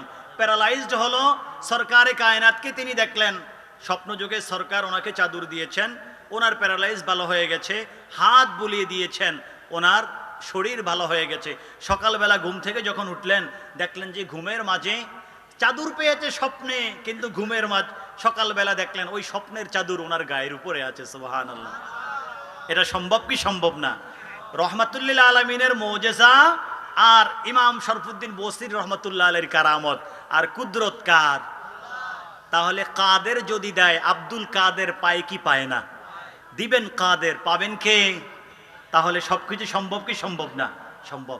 তিনি তার কবিতার মাঝে লিখেছেন, কাব্যমালা নাতে মুস্তাফার মাঝে তিনি লিখেছেন, ওয়াকিফুন লাদাইহি ইনদা হাদ্দিহিমি মিন নুকতাতিল ইলমি আও মিন শাকলাতিল হিকামি ওয়াকুল্লুহুম মির রাসূলিল্লাহি মুলতামিসুন ওয়ারফাম মিনাল বাহরি আও রাশফাম মিনাদ দিয়ামি। শোনো, আল্লাহ আমার নবীকে এত বড় পজিশনে নিয়েছেন, সকল নবী আম্বিয়া মুরসালিন আল্লাহর হাবিবের মানকাবা ফজিলত সামান্য আল্লাহ হাবিব পাক সাল্লামের এলেম থেকে এক ফোঁটা পরিমাণ এলেম পাওয়ার জন্য সব নবী রাসূলরা আল্লাহর হাবিবের দরবারে এসে দরখাস্ত করছে। আল্লাহু আকবার বলেন। আল্লাহ তার হাবিবকে কত সীমাহীন দিয়েছেন, তো তিনি লিখেছেন এটার মাঝে। এই জন্য আল্লাহর হাবিব পাক সাল্লাল্লাহু আলাইহি ওয়াসাল্লাম বলেছেন, আল্লাহ আমাকে যেই সকল গুণগুলো দিয়েছেন তার মাঝে 6টা আলাদা, যদিও আরো বেশি, তিনি 6টার কথা উল্লেখ করেছেন। তার মাঝে একটা হচ্ছে কি, উতিতু বিমাফাতি খাজাইনিল আরদি, এই জমিনের নিচে কিয়ামত পর্যন্ত যত খাজিনা, যত গুপ্তধন আপনারা দেখেন বিভিন্ন জায়গায়, যেমন আরব দেশগুলোতে বিভিন্ন খনি পাওয়া যায় না? নতুন নতুন বিভিন্ন খনি বিভিন্ন দেশের মধ্যে উঠে, বড় বড় সম্পদ, বিভিন্ন সম্পদ উঠে, বিভিন্ন কিছু উঠে, নিচ থেকে উঠতে থাকে, এবং সেই সম্পদ নিয়ে ঝগড়া কত কিছু হচ্ছে, যুদ্ধ কত কিছু হচ্ছে। কিয়ামতের ময়দানে স্বর্ণের পাহাড় উঠবে, সেই স্বর্ণের পাহাড় নিয়ে মানুষগুলো ঝগড়া করবে, মানুষ হত্যা হবে, কাটাকাটি হবে, মারামারি হবে। কিয়ামতের আলামত, সেটা সময় মতো আল্লাহ যখন উঠিয়ে দিবেন। আল্লাহ তার হাবিব পাক সাল্লাল্লাহু আলাইহি ওয়াসাল্লামকে আসমান এবং জমিনের নিচে যত খাজিনা আছে, আল্লাহর হাবিব বলছেন সব খাজিনার চাবিকাঠি আল্লাহ আমাকে দিয়ে দিয়েছেন। সুবহানাল্লাহ।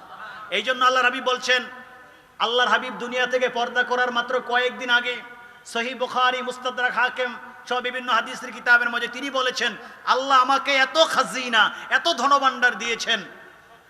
আমি 2টা জিনিস তোমাদেরকে বলছি। এক হচ্ছে, ইন্নী লা আখশা আলাইকুম আন তুশরিকু বাদি, আমার পরে তোমরা মুশরিক হয়ে যাবে, আমি এই ভয় পাই না। আলহামদুলিল্লাহ বলেন। এই সার্টিফিকেট কে দিচ্ছে? আল্লাহর হাবিব সার্টিফিকেট দিচ্ছে যে আমার পরে তোমরা কেউ মুশরিক হবে না। তাহলে কবর জিয়ারতের কারণে কাউকে কি মুশরিক বলা যাবে ভাই? মাজার শরীফ জিয়ারত করার কারণে কাউকে মুশরিক বলা যাবে? মিলাদ শরীফ করার কারণে কাউকে মুশরিক বলা যাবে?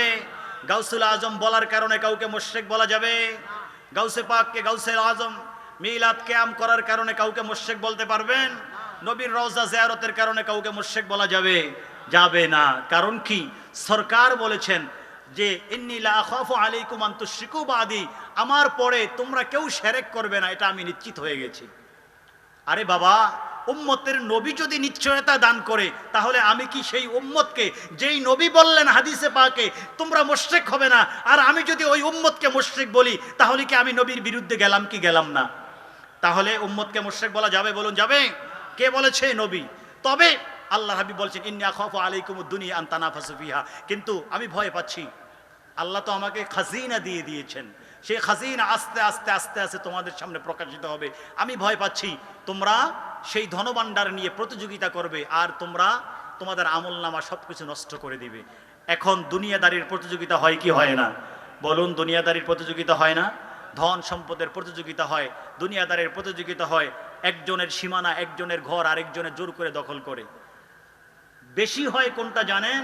সেটা হচ্ছে একজনের জমিন আরেকজনে পাওয়ার করে, বা অন্যায় করে, জুলুম করে আরেকজনের নামে নিয়ে নেয়। একজনের ঘর আরেকজনে নিয়ে নেয়, আরেকজনকে ঘর বিটি থেকে দূর করে দেয়। সমাজের মাঝে এই ব্যাধিগুলো চলে আসছে। আমার যুবক ভাইদেরকে বলছি, মুরব্বীদেরকে বলছি, এগুলা থেকে দূরে থাকবেন, তাহলে এই মাহফিলের সফলতা পাবেন, আল্লাহ রসুলের সন্তুষ্টি পাবেন। আল্লাহ যেন আমাদেরকে সেই পথে থাকার তৌফিক দান করেন, আমিন। ইন্না আতাইনা কাল কাউসার ফাসাল্লি রাব্বিকা ওয়ানহার, আমি আপনাকে খাইরে কাসির দান করেছি, আমি আপনাকে প্রভূত কল্যাণ দান করেছি। সুতরাং ফাসাল্লি, আপনি নামাজ পড়ুন। নামাজ কি শুধু আল্লাহর হাবিব পড়বেন, আমরাও পড়ব? নবী পড়লে আমাদের পড়া লাগবে কি লাগবে না? বলুন, লাগবে কি লাগবে না? সুতরাং ফজরও পড়া লাগবে শীতকে ত্যাগ করে, মসজিদে গিয়ে। রাজি আছি সবাই? বিশেষ করে আমার যুবক ভাইরা রাজি আছি? সূরাতু আল কাহাফ কোরআনে কারীমের একটি সূরা, আপনারা পড়ে নেবেন। আমার আর সময় হবে না, আমিও আপনাদেরকে বেশি কষ্ট দিব না, রাত হয়ে যাচ্ছে। এই সূরাটা আপনারা পড়ে নেবেন বিশুদ্ধ তাফসীর গ্রন্থ থেকে, আমাদের মিজানুস সালাম ইন্টারন্যাশনাল রিসার্চ সেন্টার থেকে, পিএসপি ফ্যামিলি রিসার্চ সেন্টার, সেখান থেকে 3 খণ্ডে রুহুল কোরআন 1603 পেজে 3 খোডে কোরআনে কারীমের বিশুদ্ধ অনুবাদ, যেটা বর্তমান মেসেজের সাথে মিল রেখে, আধুনিকতার সাথে মিল রেখে, সৌন্দর্যের সাথে মিল রেখে করা হয়েছে, সংক্ষিপ্ত তাফসীর সহ। কানজুল ঈমান লিখেছেন, আলা হযরত অনুবাদ করেছেন সেই আপনার আঞ্জুমানের রিসার্চ সেন্টার থেকে আমাদের আল্লামা হযরতুল হাজ মাওলানা আব্দুল মান্নান সাহেব। এগুলো আপনারা পড়বেন, বিশুদ্ধ অনুবাদ এবং তাফসীরের মাধ্যমে সূরা কাহাফটা পড়ে নেবেন। আমার যুবক ভাইদেরকে বিশেষ করে বলছি, দেখবেন সূরা কাহাফ আপনি যতবার পড়বেন ততবার আপনার জীবন চেঞ্জ হয়ে যাবে। কারণ আল্লাহ সূরাতুল কাহাফের মাঝে 7 জন যুবকের কথা উল্লেখ করেছেন। আপনি কি চিন্তা করতে পারবেন? 7 জন যুবকের কথা আল্লাহ 1500 বছর পূর্বে কোরআনে উল্লেখ করলেন। আর ওই যুবকের কথা প্রত্যেক দিন মানুষ যতবার কোরআন পড়বে, কিয়ামত পর্যন্ত যত মানুষ পড়বে তত মানুষ ওই 7 জন যুবকের আলোচনা করবে। ওই রকম যুবকরা ধন্য কি ধন্য না? 7 জন যুবক আল্লাহ যাদের ক্ষেত্রে বলেছেন ইন্নাহুম ফিতয়াতুন আমানু বিরাব্বিহিম ওয়াজিদনাহুম হুদা। শোনো, তারা ছিল ওই শ্রেণী, আসহাবে কাহাফ বলতে যাদেরকে বোঝানো হয় গুহারবাসী, তারা হচ্ছে যুবক। ইন্নাহুম ফিতয়াতুন, তারা যুবক। আমানু বিরাব্বিহিম, তারা ওই জামানার খোদাদ্রোহী বাদশার বিরুদ্ধে গিয়ে তারা গোপনে চলে আসছে তাদের রবের প্রতি ঈমান এনে, তাদের ঈমান আকীদাকে ধরে রাখার জন্য, বিশুদ্ধ ঈমান আকীদার উপরে থাকার জন্য যুবকরা সংগ্রাম করবে। তোমাদের বিরুদ্ধে ঈমান বিধ্বংসী আলোচনা চলবে, হামলা চলবে, তোমাদের প্রত্যেকটি মুহূর্তে সূরাতুল কাহাফ সামনে আনবে। 7 জন যুবক তখন ছিল, এখন তো যুবকের অভাব নেই। 7 জন যুবক চলে আসছে খোদাদ্রোহী শক্তির বিরুদ্ধে এক হয়ে, তারা আল্লাহকে পাওয়ার জন্য চলে আসছে। আল্লাহ বলছেন তারাও চলে আসলো, ওয়াজিদনাহুম হুদা, আমি তাদের হেদায়েতের রোশনীকে বাড়িয়ে দিলাম। তারপর আসহাবে কাহাফের মাঝে তাদেরকে আশ্রয় দিলাম। সালাতমিয়া সিনিনা ওয়াজদাদু তিসা, তারা 309 বছর পর্যন্ত ঘুমিয়ে রইল, কখনো সূর্য তাদেরকে ডিস্টার্ব করে নাই। সূর্য উঠলো, তাদের উপরে আলো পড়ে নাই, আবার সূর্য ডুবলো, তাদের উপরে আলো পড়ে নাই। সূর্য তাদের পাশ দিয়ে অতিক্রম করলো, তাদের উপরে আমি আল্লাহ আলো আসতে দেই নাই, কারণ তাদের ঘুমের মাঝে ডিস্টার্ব হবে। সুবহানাল্লাহ। তাদেরকে পাহারা দেওয়ার জন্য আমি কুকুর পাঠিয়ে দিলাম। সেই কুকুরের কথা আল্লাহ কোরআনে সূরাতুল কাহাফের মধ্যে উল্লেখ করে দিয়েন, ওয়াসামিনুহুম কালবুহুম, তারা হচ্ছে 7 জন। আর তাদের 8 জন, যেই 7 জন যুবকের ঈমানকে পছন্দ করে আল্লাহ 7 জন যুবককে কবুল করে নিলেন এবং তাদেরকে পাহারা দেওয়ার জন্য একজন কুকুরকে মোতায়েন করে দিলেন। তাদের খাতিরে ওই কুকুরটাকেও আল্লাহ হেফাজত করলেন, তাদের খাতিরে ওই কুকুরটাকেও আল্লাহ জান্নাত দিয়ে দিলেন। বুঝতে পারছেন যুবকরা? ইন্নাহুম ফিতয়াতুন, এই আয়াত পড়বেন, বারবার পড়বেন। প্রত্যেকটি বিপদে, প্রত্যেকটি ডিপ্রেশনে, প্রত্যেকটি হতাশায়, প্রত্যেকটি জায়গায় যখন আপনি হতাশ হবেন, দুশ্চিন্তাগ্রস্ত হবেন, এই আয়াত তেলাওয়াত করবেন। ইন্নাহুম ফিতয়াতুন আমানু বিরাব্বিহিম ওয়াজিদনাহুম হুদা। তারা তো যুবক, এমন এক যুবক যারা আল্লাহর পথে, আল্লাহর ঈমান আকীদাকে রক্ষার জন্য চলে আসছে, ঈমানকে হেফাজত করার জন্য। আমি আল্লাহ তাদের ঈমানের পাওয়ারকে বাড়িয়ে দিলাম, ঈমানের রোশনীকে বাড়িয়ে দিলাম, আলোকিত করে দিলাম। ওয়াজিদনাহুম হুদা। তারপরে তাদেরকে চিত্রাঙ্কিত করে কোরআনে তাদের, আমরা যদি সূরাতুল কাহাফ পড়ি আমাদের ঈমান বৃদ্ধি পাবে, যুবকদেরও পাবে, বৃদ্ধদেরও পাবে।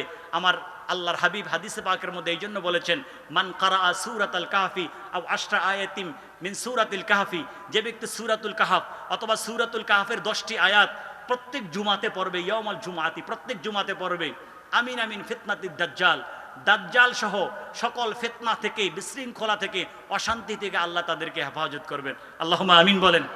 সূরাতুল কাহাফ পড়বেন, আপনারাও পড়বেন, যুবকরা পড়বেন। আল্লাহ যেন তৌফিক দান করেন, বলুন আমিন। সরকারে কায়নাত তেলাওয়াত করলেন, তারপরে ফাসাল্লি লিরাব্বিকা ওয়ানহার, আল্লাহ বলছেন নামাজ পড়ুন। আল্লাহর হাবিব নামাজ পড়েছেন, আমরাও পড়বো, আমরা নামাজ বাদ দিব না। ওয়ানহার, হাবিব আপনি কোরবানি করুন, এখান থেকে আসছে কোরবানি, নামাজ তারপরে কি কোরবানি। আল্লাহর হাবিব কোরবানি করেছেন, এই জন্য যারা সামর্থ্যবান আল্লাহর হাবিব বিধান দিয়েছেন তারা কোরবানি করতে হবে।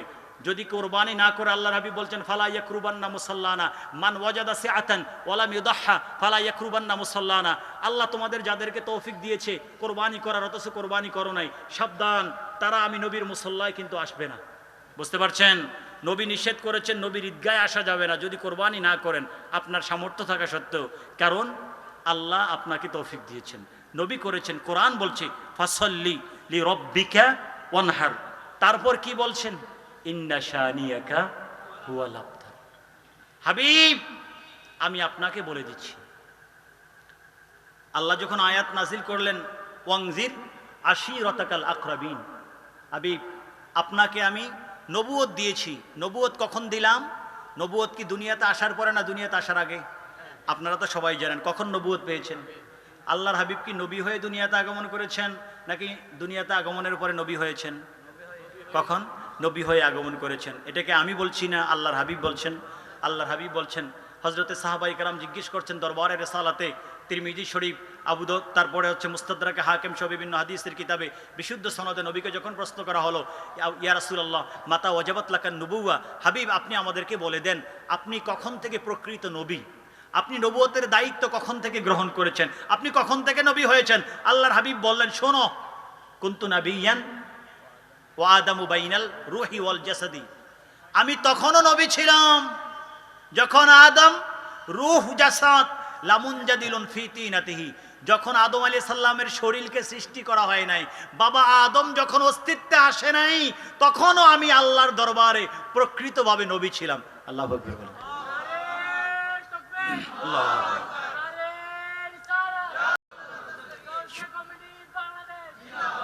আমি তখনও নবী ছিলাম যখন আদম আলাইহিস সালামের অস্তিত্ব আসে নাই, তার মানে দুনিয়াতে আসার আগেই আল্লাহর হাবিব নবী। সুবহানাল্লাহ বলেন। তো সরকারে কায়নাতকে যখন প্রশ্ন করা হলো, তিনি জবাব দিয়ে দিলেন মাতা ওয়াজাবাত কখন ওয়াজিব হয়েছে, সরকারে কায়নাত বলে দিলেন। আল্লাহ রাব্বুল আলামিন 40 বছরে রেসালাতের দায়িত্ব এজহার করেছেন। বুঝতে পারছেন?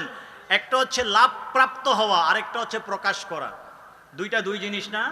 আপনার পরীক্ষা এখন হয়ে গেল, সব স্কুল মাদ্রাসায় কিন্তু এখন পরীক্ষা শেষ, কিন্তু পুরস্কার যিনি ক্লাসে ফার্স্ট হন, সেকেন্ড হন, থার্ড হন, এটা ঘোষণা করা হবে, পুরস্কার দেওয়া হবে আনুষ্ঠানিকভাবে ওই দিন না পরে।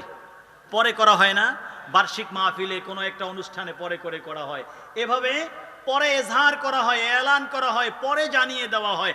আল্লাহ তো আগে জানান দিলেন, তারপরেও 40তম বয়সে গারে হেরাতে ইকরা বিসমি রব্বিকাল্লাযী খলাক কোরআন নাজিল করার মাধ্যমে বিশ্ববাসীর কাছে এলান করলেন, এজহার করলেন আমার হাবিবের রিসালাত দেখো, তার প্রমাণ হচ্ছে আমি ওনাকে কোরআন দিয়েছি। আলহামদুলিল্লাহ বলেন। আদেশ হলো আনজির আশিরাতাকাল আকরাবিন, হাবিব আপনার কাছের মানুষগুলোকে আপনি দ্বীনের দাওয়াত দিতে থাকেন। প্রিয় নবী সাল্লাল্লাহু আলাইহি ওয়াসাল্লাম তাড়াতাড়ি পাহাড়ের উপরে উঠে গেলেন। ওই সময়ে আরব দেশের একটা প্রথা ছিল, যখন মানুষগুলো বিপদে পড়ে যায় তখন মানুষ আপনার লাল কাপড় অথবা এইরকম একটা কাপড়কে পাহাড়ের উপরে উঠে এই কাপড়কে করতে থাকে, ঘুরাতে থাকে। আপনারা বিভিন্ন সময় দেখেছেন যে হঠাৎ করে আপনার ট্রেন যখন চলে, দেখা যায় আপনার যিনি ট্রেন চালাচ্ছেন জানেন না যে সামনে দুর্ঘটনা, দেখা যায় যে দেখেছেন তিনি তার কাপড় খোলে বা যে কোনোভাবেই হোক সেটাকে দেখায়, বিভিন্ন নেশানা রাস্তার উপরে গেড়ে দেওয়া হয়। যাই হোক, আরব দেশের প্রচলন যে আল্লাহর হাবিব এভাবে আপনার কাপড় নাড়াচ্ছেন আর সবাইকে ডাকতেছেন, হে আব্দ, হে বনি ফুলান, হে বনি, হে বনি, এভাবে আল্লাহর হাবিব সাল্লাম নাম ধরে গোত্র ধরে ডাকতেছেন। সবাই একসাথে হয়ে গেছে। আবু লাহাব চলে আসলো, আবু জাহেল চলে আসলো, উতবা সাইবা মুগীরা সবাই চলে আসলো আল্লাহর হাবিবের ডাকে। প্রিয় নবী সাল্লাল্লাহু বললেন, শোনো, আমি যদি বলি এই পাহাড়ের পিছনে এক দল সৈনিক তারা দাঁড়ানো আছে, তোমাদেরকে এখনই হামলা করে শেষ করে দিবে, তোমরা কি আমার কথা বিশ্বাস করবে? তারা বলল, মা জাররাবনা মিনকা কাযিবান ইয়া মুহাম্মদ, হে মুহাম্মদ সাল্লাল্লাহু আলাইহি ওয়াসাল্লাম, কেন আমরা তোমাকে বিশ্বাস করব না? কারণ আমরা আজ পর্যন্ত তোমাকে মিথ্যা কথা বলতে দেখিনি। সুবহানাল্লাহ। আল্লাহর হাবিবকে আলামিন উপাধি কে দিয়েছে? মুসলমানরা দিয়েছে না কাফেররা দিয়েছে? আল্লাহ। আল্লাহর হাবিবকে আল আমিন, সত্যবাদী, সবচেয়ে বড় সত্যবাদী, এই উপাধিটা কিন্তু কাফেররা দিয়েছে। মুসলমান দেওয়ার আগে উপাধিটা কে দিয়েছে? কাফের দিয়েছে। হাজারে আসওয়াদ পাথর, প্রিয় নবী সাল্লাল্লাহু আলাইহি ওয়াসাল্লাম তখনও 40 বছরে পৌঁছে নাই, আরও কমে প্রিয় নবী সাল্লাল্লাহু আলাইহি ওয়াসাল্লাম হাজারে আসওয়াদ পাথর, কাবাগর যখন নির্মাণ করা হলো হাজারে আসওয়াদ পাথরকে আলাদা করা হলো। এখন নির্মাণের কাজ শেষ, হাজারে আসওয়াদ পাথরকে রাখা হবে। আমরা ছোট্ট ক্লাস 8-এ আমরা গল্প পড়েছিলাম আরবিতে, মাইয়াদাউল হাজার, পাথর কে রাখবে, হাদিসের আলোকে ঘটনা চলে আসছে। এখন সকলেই চাচ্ছেন হাজারে আসওয়াদ পাথরকে ধরে এটার সম্মান নিয়ে হাজারে আসওয়াদ পাথর এখন যেই জায়গায় এই জায়গায় রাখবেন। তো সবাই মিলে একসাথে কিভাবে রাখবেন? সবাই তো ধরতে পারবে না এই ছোট্ট পাথর। এখন ঝগড়া কাটাকাটি অবস্থা। মুরব্বীরা বললেন, এটা করো না, তোমরা সম্মান অর্জনের জন্য কাবাগর নির্মাণ করেছো, এখন কাটাকাটি করে তোমাদের সেই সম্মান নষ্ট হয়ে যাবে।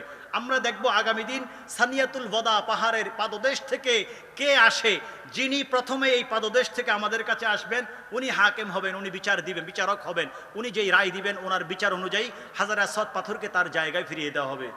ওনারা অপেক্ষায় আছেন। দেখলেন যে তলা আল বদরু আলাইনা মিন থানিয়াতিল ওয়াদাই ওয়াজাবা শুকরু আলাইনা মা দাআ লিল্লাহি দাই, সরকার আসছে। এখনো তো তিনি নবুয়তকে এজহার করেন নাই, ইসলামের দিকে তাদেরকে ডাকেন নাই, কারণ আল্লাহ আদেশ করেন নাই। তারও আগের সময় তখন সবাই বলে উঠলেন, হাদা মুহাম্মাদুন আল আমিন as-সাদিকুল আমিন, যে এই তো আমাদের মোহাম্মদ আসছে, এই তো সাদেক আল আমিন আসছে, তিনি যা করবেন, তিনি যেই ফয়সালা দিবেন আমরা সবাই সেই ফয়সালা মেনে নিব, কারণ আজ পর্যন্ত তিনি কখনো অন্যায়ের পক্ষে যান নাই। আলহামদুলিল্লাহ বলেন। সরকারে কায়নাত সবাইকে আদেশ করলেন, একটা বড় চাদর আনো, সেই চাদরের মাঝে চাদর আনবে, আমি নিজে সেই চাদরের মাঝে পাথর রাখবো, আবার আমি নিজে সেই চাদর থেকে ওই পাথরটাকে জায়গায় স্থাপন করব। আর তোমরা সকল দলের যারা নেতৃত্বস্থানীয় আছো, লিডার আছো, তোমরা এক একজন এই চাদরের এক এক কোণে ধরবে। তো এক একজন লিডার যখন চাদরের এক কোণে ধরবে, তখন এটা গোত্রের সকলে ধরা হবে। আল্লাহ হাবিব পাক সাল্লাম অত্যন্ত সুকৌশলে তাদের মারামারি কাটাকাটিকে তিনি দমন করে দিলেন, সমাধান করলেন। সকলে খুশি হয়ে গেল যে এই দেখো মুহাম্মদ সাল্লাল্লাহু আলাইহি ওয়াসাল্লাম কত সুন্দর বিচার করলেন, কত সুন্দর রায় দিলেন। সকলে সেই রায় মেনে নিলেন। আল্লাহর হাবিব নবুয়তের এজহারের পূর্বে, ইসলাম এজহারের পূর্বেই, কিন্তু যখন নবুয়তের এজহার ইসলামের দাওয়াতের জন্য ডাক দিলেন, যখন বললেন পাহাড়ের পাদদেশে আছে বিশ্বাস করবে, বলল যে মা জাররাবনা আমিনকে কাদিবান কাত্তু, আমরা কখনোই তোমাকে দেখি নাই মিথ্যা কথা বলতে, অবশ্যই তুমি যদি বলে থাকো পাহাড়ের পিছনে একদল আমাদেরকে হামলা করার জন্য অপেক্ষা করছে, আমরা বিশ্বাস করব। আল্লাহর হাবিব বললেন, তোমরা যদি আমাকে এই ক্ষেত্রে বিশ্বাস করো, তাহলে আমি তোমাদেরকে ভয় দেখাচ্ছি ওই জাহান্নামের আগুনের, ওই জাহান্নামের মাঝে যেই সৈনিকরা আছে তোমাদেরকে শাস্তি দেওয়ার জন্য, তাদের ভয় দেখাচ্ছি। তোমরা যদি তাওহীদে বিশ্বাস না করো, তোমরা যদি আমি নবী মুহাম্মদুর রাসূলুল্লাহ সাল্লাল্লাহু আলাইহি ওয়াসাল্লামকে নবী হিসাবে না মানো, তাহলে সাবধান, তোমরা জাহান্নামে যাবে, সেই আগুন তোমাদের জন্য অপেক্ষা করছে। সাথে সাথে আবু লাহাব পাথর নিল, সাথে সাথে আবু লাহাব পাথর নিয়ে আল্লাহর হাবিবকে মারতে লাগলো, জুতা নিল, মারতে লাগলো, আর বলতে লাগলো তাব্বাল্লাকা ইয়া মুহাম্মদ আলিহাদা জামাতানা, তোমার ধ্বংস হোক এ মুহাম্মদ, এই জন্য কি আমাদেরকে একসাথ করেছো? নাউজুবিল্লাহ বলে। আল্লাহর হাবিবকে গালি দিল আবু লাহাব, আর আল্লাহ কোরআন নাজিল করে দিলেন ইন্না শানিয়াকা হুয়াল আবতারের প্রসঙ্গ চলে আসছে। আর আবু লাহাব এটা বললেন, আবু জাহেল আল্লাহর হাবিব পাক সাল্লাল্লাহু আলাইহি ওয়াসাল্লাম যখন একের পর এক সকলে চলে যাইতে লাগলো, তখন আবু জাহেল বলল যে মুহাম্মদ নির্বংশ হয়ে গেছে, এখন থেকে আর মুহাম্মদের এই দাওয়াত দেওয়ার কেউ নাই, মুহাম্মদ যখন দুনিয়া থেকে চলে যাবে মুহাম্মদের ইসলামও চলে যাবে। নাউজুবিল্লাহ। কারণ আব্দুল্লাহ, কাসেম, তৈয়ব, তাহের সহ সবাই একে একে আল্লাহর হাবিব পাক সাল্লাল্লাহু আলাইহি ওয়াসাল্লামের সাহেব জাদারা বালেগ হওয়ার আগেই দুনিয়া থেকে চলে গেছেন। তো তিনি দুনিয়া থেকে চলে গেলে ওনার সন্তানরা নাই আর কেউ, তাহলে কেউ এই ধর্মকে ধরে রাখতে পারবে না। একদিকে আবু লাহাব বললেন তাব্বাত ইয়াদা নাজিল করে আল্লাহ কঠিন জবাব দিলেন, তাব্বাত ইয়াদা আবি লাহাবি ওয়া তাব, ধ্বংস হোক আবু লাহাব, তার দুই হাত ধ্বংস হোক, যেই দুই হাত দিয়ে আমার নবীকে কষ্ট দিয়েছে। বুঝতে পারছেন? যারা আল্লাহর হাবিবকে এখন পর্যন্ত গালিগালাজ করে, গুস্তাখি করে, তাদের জন্য সূরা লাহাব এবং সূরাতুল কাউসারের ইন্না শানিয়াকা হুয়াল আবতার এই দুইটা আয়াত যথেষ্ট। তাব্বাত ইয়াদা আবি লাহাবি ওয়া তাব মা আগনা আনহু মালুহু ওয়া মা কাসাব, তার ধন সম্পদ তাকে বাঁচাইতে পারে নাই, তার সেই সুনাম সুখ্যাতি তাকে বাঁচাতে পারে নাই। কারণ কি? আবু লাহাব একদিন নিঃস্ব হয়ে গেছে। আল্লাহ হাবিবের সাথে যখনই গোস্তাখি করছে, বেয়াদবি করেছে, তার ধন সম্পদ সবকিছু শেষ হয়ে গেছে। তার মাঝে আল্লাহ একটা রোগ দিলেন, যেটা প্লেগ ছিল, ওই সময়ের মহামারী। কিছুদিন আগে করোনা গেল না, এটাও তো এক রকমের মহামারী। ওই সময় যেটা ছিল, আল্লাহ তার মাঝে এইরকম একটা মহামারী দিলেন। মহামারী দেওয়ার কারণে তার শরীর থেকে, তার হাড্ডি থেকে সব গোস্তগুলো খসে পড়ে গেছে। কার? আবু লাহাবের হাড্ডি থেকে তার সব গোস্তগুলি পড়ে গেছে খসে। এখন পুরা শরীর থেকে পচা গন্ধ আরম্ভ হয়েছে। তার পরিবারের মানুষগুলো এখন তাকে মরুভূমির মাঝে রেখে আসছে। কেন এই শাস্তি কেন পাচ্ছে? আল্লাহর হাবিবকে গালি দিচ্ছে, তাব্বাল্লাকা ইয়া মুহাম্মদ বলেছে, পাথর মেরেছে, আল্লাহ শাস্তি দিচ্ছেন। সে সেখানে মারা গেছে, তাকে কেউ দেখার জন্য আসে না, তার ধন সম্পত্তি শেষ। তার স্ত্রী আল্লাহর হাবিবকে কষ্ট দিয়েছে, পথে কাটা দিয়েছিল। আল্লাহ বলেছেন হাম্মালাতাল হাতাব ফি জিদিহা হাবলুম মিন মাসাদ। আল্লাহ তার ক্ষেত্রেও বলেছেন যে অচিরেই হাম্মালাতাল হাতাব, তার আর ধন সম্পদ থাকবে না। শেষ পর্যন্ত ফকির মিসকিনদের মতো সেও বাগানে যাবে, বাগানে গিয়ে কাঠ সংগ্রহ করে সেই কাঠ বাজারে বিক্রি করবে তার জীবিকা নির্বাহের জন্য। কিছুদিন পরে নিঃস্ব হয়ে গেল, স্বামী মারা গেছে, কিছু নাই, নিঃস্ব হয়ে গেল। এখন বন জঙ্গলে কাঠ বিক্রি করতেছে আর জীবিকা নির্বাহ করছে। আল্লাহ তো বলেছেন ফি জিদিয়া হাবলুম মিন মাসাদ, তার মরণ আমি আল্লাহ দিব। সে রশির মাঝে গলায় রশি পেঁচিয়ে ফাঁসি খেয়ে সে মারা যাবে।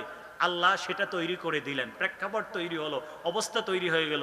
কোনো একদিন কাঠ কাটতে গিয়েছেন, কাঠ কাটতে কাটতে কাঠগুলো কেটে যখন তার টুরির মাঝে, ওড়ার মাঝে রাখলেন, সেই পাত্রের মাঝে রাখলেন, তারপরে সে আপনার দুর্বল হয়ে গেল, একটু বিশ্রাম নিলেন।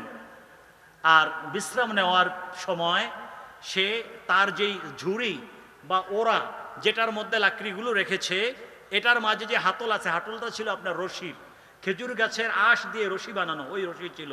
সে চিন্তা করলো এটাকে যদি আমি ধরে না রাখি আমার ঘুমের মধ্যে তো কেউ নিয়ে যাবে, এই জন্য সে ভালো করে গলার মধ্যে ওই রশিটাকে পেঁচিয়ে নিল, যে কেউ যদি নিয়ে যায় তাহলে আমাকে টান দিবে, তাহলে আমি তো জেগে যাব, আর কেউ ওই কাঠগুলো নিতে পারবে না।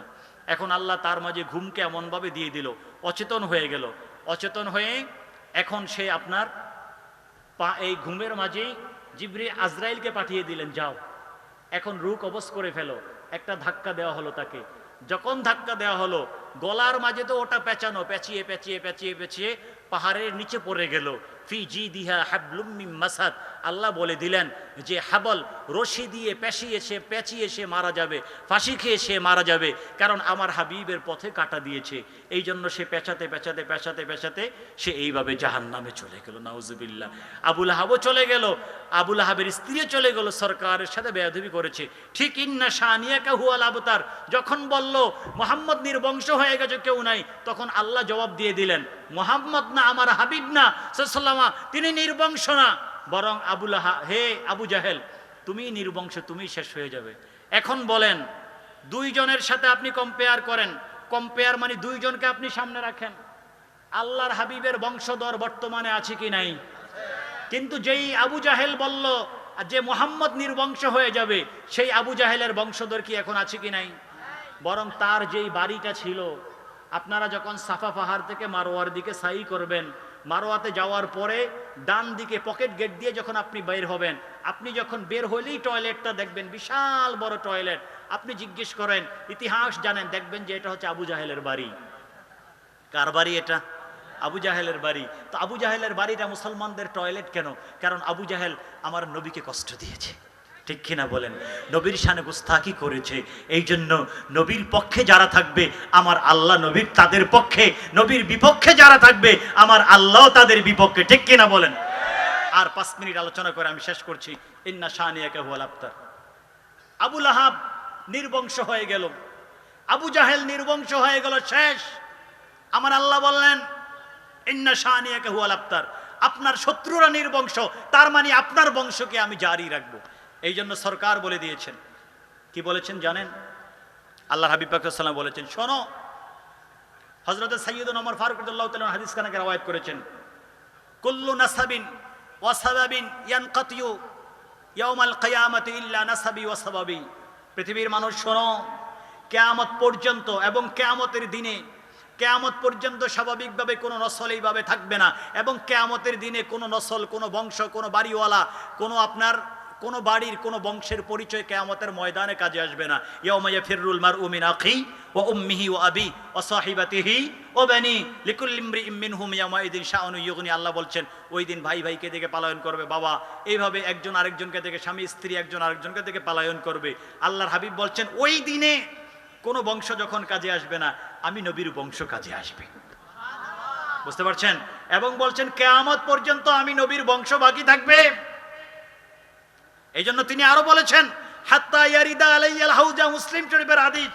এই কোরআন এবং কোরআনের সবচেয়ে বড় শিক্ষক আমি নবী মুস্তাফার আওলাদ, কিয়ামত পর্যন্ত তারা এইভাবে থাকবে, একসাথে থাকবে, তারা এক থাকবে, একজন আরেকজন থেকে আলাদা হবে না। হাত্তা ইয়ারিদা আলাইয়াল হাউজা, যে এই কোরআন এবং আমার আহলে বাইত, আমার বংশধর কিয়ামতের ময়দানে একসাথে আমার কাছে হাউজে কাউসার উপস্থিত হবে। তাহলে কিয়ামত পর্যন্ত নবীর বংশ আছে কি নাই? যারা বলেছে নবীর বংশ নাই, সে নির্বংশ হয়ে গেছে। এখনো যদি কেউ নবীর বংশকে অস্বীকার করে, তাহলে এই সূরাতুল কাউসার শিক্ষা দিচ্ছে অচিরেই সেও নির্বংশ হয়ে যাবে, তার ধ্বংস অনিবার্য, ঠিক কিনা বলেন? আর আল্লাহর হাবিবের বংশ আছে, কিয়ামত পর্যন্ত থাকবে। ওমর ফারুক আজম রাদিয়াল্লাহু তাআলা আনহু তিনি বলছেন, হে আলী, তোমার তো একটি সন্তান আছে, যেই সন্তানের নাম হচ্ছে উম্মে কুলসুম। আলী, তোমার সন্তানকে কি আমার কাছে বিবাহ দিবে? তিনি ওনার অনেক বয়স হয়ে গেছে, আলী রাদিয়াল্লাহু তাআলা বললেন, আমি কিভাবে আমার এই মেয়েকে আপনার কাছে বিবাহ দিব? আমি তো আমার ভাইয়ের ছেলের জন্য তাকে রেখেছি, আর আপনার তো এখন বিবাহের বয়স নাই। হযরত ওমর ফারুক রাদিয়াল্লাহু তাআলা বললেন, আলী, আমি বিবাহের জন্য আমার চাহিদাকে মিটানোর জন্য আমি তোমার কন্যাকে চাই নাই, তোমার কন্যা উম্মে কুলসুমকে আমি বিবাহ করতে চাচ্ছি না। তাহলে কেন আপনি চাচ্ছেন? আলী, শোনো, আমি সরকার থেকে শুনেছি কিয়ামতের ময়দানে কোনো নসল, কোনো বংশ পরিচয় থাকবে না, একমাত্র সরকারের বংশ পরিচয় থাকবে। এই জন্য আমি চাচ্ছি তোমার কন্যাকে আমি একটু বিবাহ করব। যখন আমি তোমার কন্যাকে বিবাহ করব, অন্তত তোমার কন্যার কারণে হলেও আমি ওমরের বংশ, আমি ওমরের নিসবা সরকারি কায়নাতের সাথে কিয়ামতের ময়দানে থাকবে। তাহলে দেখেন, আহলে বাইতদের সম্পর্ক যাদের সাথে আছে, যারা আহলে বাইতের সাথে সম্পর্ক রাখবে, যাদের সাথে আছে, দুনিয়াতেও তাদের সম্পর্ক অটুট থাকবে, কিয়ামতের ময়দানও তাদের সম্পর্ক অটুট থাকবে। আর ওমর রাদিয়াল্লাহু তাআলা, তিনি তো খলিফাতুল মুসলিমিন, আল্লাহর হাবিব তো তাকে বলেছেন, আবু বকর ফিল জান্নাহ, ওমর ফিল জান্নাহ, ও ওসমান ফিল জান্নাহ, ও আলীকুন ফিল জান্নাহ, ও তালহা ফিল জান্নাহ। এইভাবে 10 জনের কথা একসাথে বলেছেন। তাদের মধ্যে 2 নম্বরই হচ্ছে হযরত ওমর রাদিয়াল্লাহু তাআলা আনহু। তারপরও তিনি কেন করলেন এটা? যেন আল্লাহর হাবিবের সাথেও, বংশকে সাথেও কিয়ামতের ময়দানে গভীর এবং নিবিড় সম্পর্ক থাকে, একসাথে যেন উঠতে পারে। ইন্না শানিয়াকা হুয়াল আবতার, আপনার শত্রু যারা, তাদের বংশ শেষ হয়ে যাবে, আপনার বংশই থাকবে। এই জন্য আল্লাহর হাবিবের বংশ এখনো আছে, যেই বংশের নামে আপনাদের এলাকার নাম সৈয়দ আমির কুলাল রহমাতুল্লাহ আলাই। আওলাদে রাসূলদের, আপনাদের চট্টগ্রামে কত আওলাদে রাসূল আছে, আমরা সকলে আওলাদে রাসূলদেরকে ইজ্জত করব, সম্মান করব। সাবধান, মানুষ হিসেবে যদি আপনি দেখেন কোন আওলাদে রাসূল অন্য পথে চলছে, সাবধান, আপনি তার বিপরীতে যাবেন না। পারলে ওনার কাছে গিয়ে আপনি ওনাকে সৎ পরামর্শ দেওয়ার চেষ্টা করেন, কিন্তু আপনি ওনার সাথে বেয়াদবি করবেন না। কারণ কি জানেন? কারণ আপনি তার সাথে বেয়াদবি করতে গেলে আপনি নিজেই শেষ হয়ে যাবেন। আমাদের মাথা একটা পাথর, একটা পাহাড়। আপনি যদি পাহাড়ের সাথে আপনার মাথাকে পিটাতে থাকেন, ধাক্কা দিতে থাকেন, আপনি বলেন পাহাড় ভাঙবে না, আপনার মাথা ভেঙে যাবে। এই জন্য জ্ঞানী মানুষরা পাহাড়ের সাথে মাথা ঠেকায় না, তার মাথাকে রক্ষা করার চেষ্টা করে। বুঝতে পারছেন? আহলে বাইতের বিরুদ্ধে যাবেন না, তাহলে আপনি শেষ হয়ে যাবেন। আহলে বাইত তাদের সম্মানে ছিল, এখনো আছে। কিয়ামতের ময়দানে নবী মুস্তাফার সাথে আহলে বাইত সবার আগে দাঁড়ানো থাকবে। নবী মুস্তাফার সাথে আহলে বাইত থাকবে, এবং আহলে বাইতের সাথে যারা আছে তারাও থাকবে ইনশাআল্লাহ। আমরা এখনো আহলে বাইতের সাথে আছি, কিয়ামতের ময়দানেও থাকবো। বিশ্বাস আছে কি নাই? আল্লাহ যেন আমাদেরকে সেই তৌফিক দান করেন। আল্লাহুম্মা আমিন। অনেক কষ্ট হয়ে গেছে আপনাদের, তাই না? আমি এখন শেষ করে দিচ্ছি। আমি শুধুমাত্র এতটুকু আরজ করছি আমার যুবক ভাইদের কাছে, আপনারা তো আছেনই, আমার যুবক ভাইদেরকে বিশেষ করে আসেন, গাউসে পাক রহমতুল্লাহ আলাইহি ওনার জীবনীকে, ওনাকে যখন জিজ্ঞেস করা হয়েছিল আলা মা বানাইতা, যে আপনি এত বড় আল্লাহর ওলি হয়েছেন, আপনি কাদরিয়া তরিকা এত বড় হয়েছেন, বেলায়েতের সম্রাট হয়েছেন, কিসের উপরে? তিনি একটা কথা বলেছেন, আলা সিদকি, সততা। আমার জীবনের একমাত্র টার্গেট, লক্ষ্য, সব কিছু, সব কাজ আমি যা করেছি সততার সাথে, যা বলেছি সততার সাথে, সব সময় সততার উপরে ছিলাম। সততা থাকার কারণে আমার আল্লাহ আমাকে এত বড় পজিশন দিয়েছেন। সুতরাং আজকের গাউসুল আজম কনফারেন্স থেকে আমার যুবক ভাইদের এবং আমাদের সকলের প্রতিজ্ঞা যেন একটাই হয়, আমাদের জীবনের প্রত্যেকটি ক্ষেত্রে সততার প্রতিফলন হবে। আল্লাহ যেন আমাদেরকে তৌফিক দান করেন, আমিন। ওয়া আখিরু দাওয়ানা আনিল হামদুলিল্লাহি রাব্বিল আলামিন ওয়া সাল্লাল্লাহু তাআলা আলা নবিয়িল আমিন আর-রাউফির রহিম ওয়া আলা আলিহি ওয়া সাহবিহি আজমাইন। আসসালামু আলাইকুম ওয়া রাহমাতুল্লাহি ওয়া বারাকাতুহু। সুন্নত কি পালন করলেন? সালাম দিলাম, জবাব দিলেন না।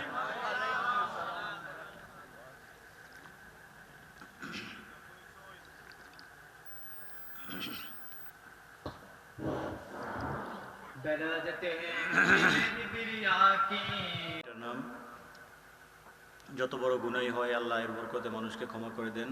আল্লাহুম্মা আনতা রাব্বি লা ইলাহা ইল্লা আনতা খলাকতানি আনা আবদুকা ওয়া আনা আলা আহদিকা ওয়া ওয়া'দিকা মাস্তাতা'তু আউযু বিকা মিন শাররি মা সানা'তু আবুউ লাকা বিনি'মাতিকা আলাইয়া ওয়া আবুউ বিযামবি ফাগফির লি ফাইন্নাহু লা ইয়াগফিরুয যুনুবা ইল্লা আনতা।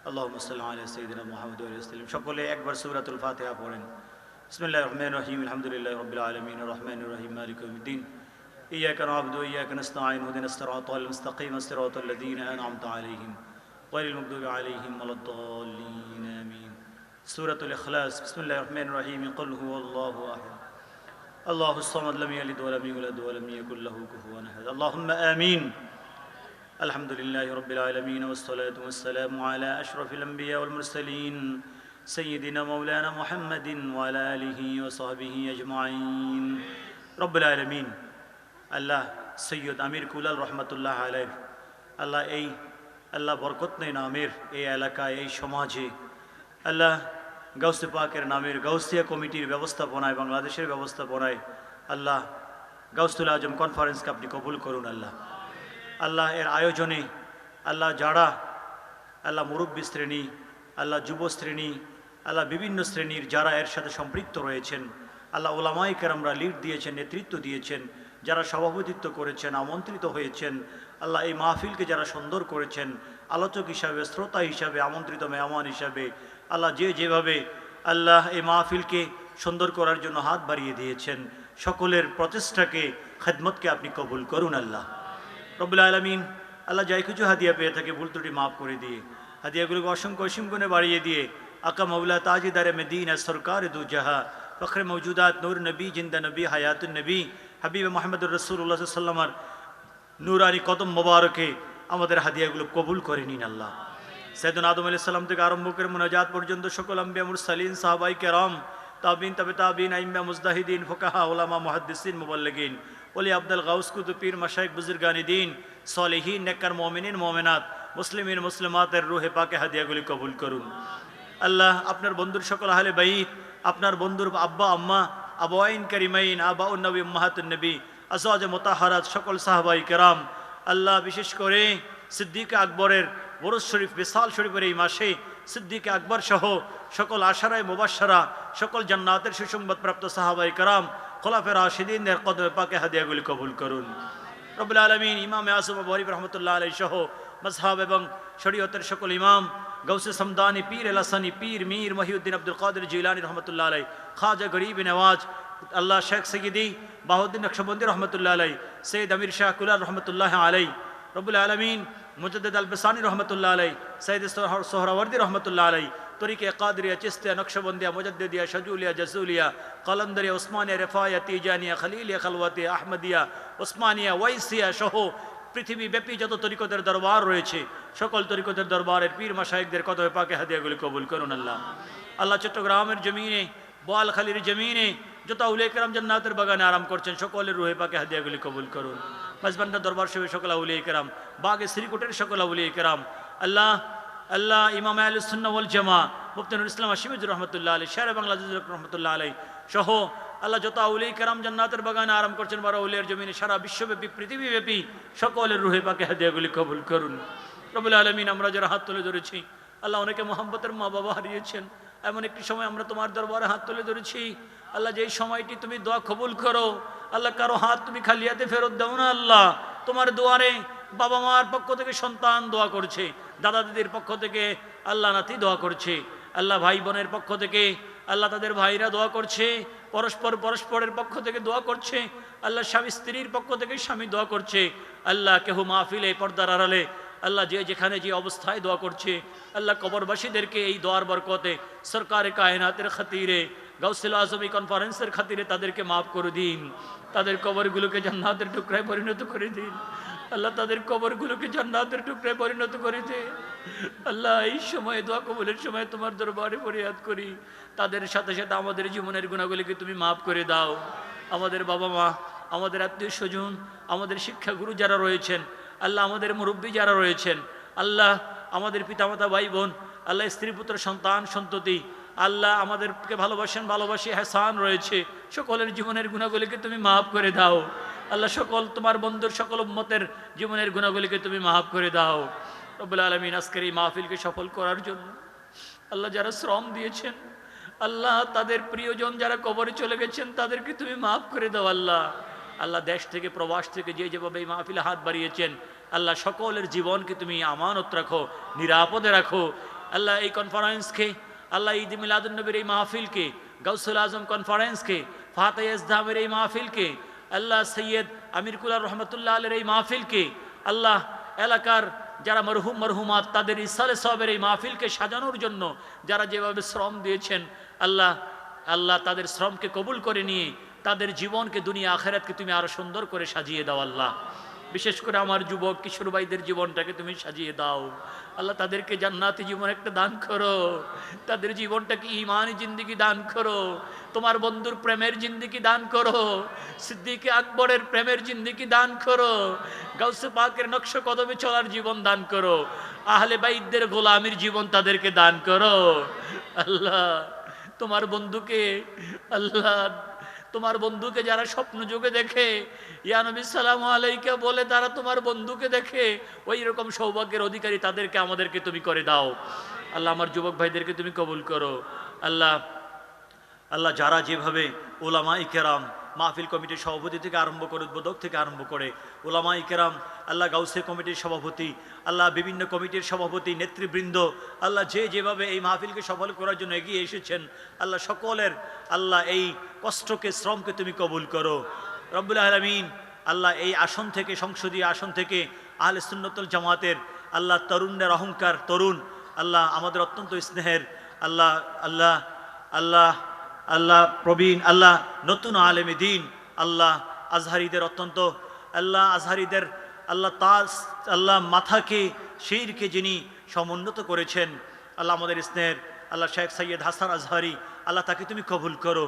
তার মাধ্যমে আহলে সুন্নাতুল জামাতের যে যেখান থেকে আল্লাহ সুন্নিয়াতকে আগিয়ে নেওয়ার জন্য তারা প্ল্যান করছেন, আল্লাহ তাদের মাধ্যমে পার্লামেন্ট সহ সারা পৃথিবীর সংসদগুলোতে সুন্নিয়াতের আলোকে নারায়ে তাকবীরের সাথে নারায়ে রিসালাতের স্লোগানকে, পবিত্র কোরআনের সাথে সুন্নাহর স্লোগানকে সারা পৃথিবীর প্রত্যেকটি পার্লামেন্টে তুমি পৌঁছিয়ে দাও আল্লাহ। আল্লাহ সেই শক্তি দান করো, সেই তৌফিক দান করো। কোনো দ্বন্দ্ব নয়, হিংসা নয় আল্লাহ, মারামারি নয়, কাটাকাটি নয়, হত্যাযোগ্য নয়, কোনো কিছু নয়। আমরা শান্তি চাই, মুসলমানদের ঐক্য আমরা চাই। সকলে মিলে রব্বে কারীম এই পৃথিবীতে, এই দেশে শান্তি প্রতিষ্ঠার শপথ করার, ঐক্যবদ্ধ হওয়ার, প্রতিশ্রুতি গ্রহণ করার তৌফিক তুমি দান করো আল্লাহ। সবাইকে তুমি কবুল করো, এই মাহফিলের সকল আয়োজনগুলো কবুল করো, মুরব্বীদের হায়াতের মাঝে বরকত দান করো। আমাদের পিতামাতা, আত্মীয় স্বজন, মুরব্বিয়ানি কেরাম, সন্তান সন্ততি, ভাই বোন, আত্মীয় স্বজন যারা বেঁচে আছেন, অসুস্থ আছেন, সেহাতে কামেলা দান করে তাদেরকে লম্বা হায়াত দান করো, সুস্থ হায়াত দান করো, হায়াত তৈবা তবিলা মোবারক নসিব করো আল্লাহ। আমি আবারও বলছি, মাহফিল কমিটিকে, আমার যুবক ভাইদেরকে তুমি নিরাশ করো না আল্লাহ। তারা যেন সীমাহীন স্পৃহা আজকের মাহফিল থেকে খুঁজে পায়, গাউসে পাকের সীমাহীন নজর করম, নেঘাও করম, আউলিয়া কেরামদের রুহানি ফয়ুজাত, তোমার বন্ধুর ফায়েজ বরকত পেয়ে আল্লাহ তারা যেন সামনের মাহফিলগুলোতে আরো বড় করে সফল করতে পারে, সেই তৌফিক দান করো আল্লাহ। তুমি কবুল করো রব্বে কারীম আল্লাহ। সারা পৃথিবীর মুসলমানদেরকে তুমি হেফাজত করো, সারা পৃথিবীর মুসলমানদেরকে তুমি হেফাজত করো। সারা পৃথিবীতে মুসলমান মার খাচ্ছে আল্লাহ। ফিলিস্তিনের দিকে তাকিয়ে দেখো, বছরের পর বছর ধরে তারা মার খাচ্ছে।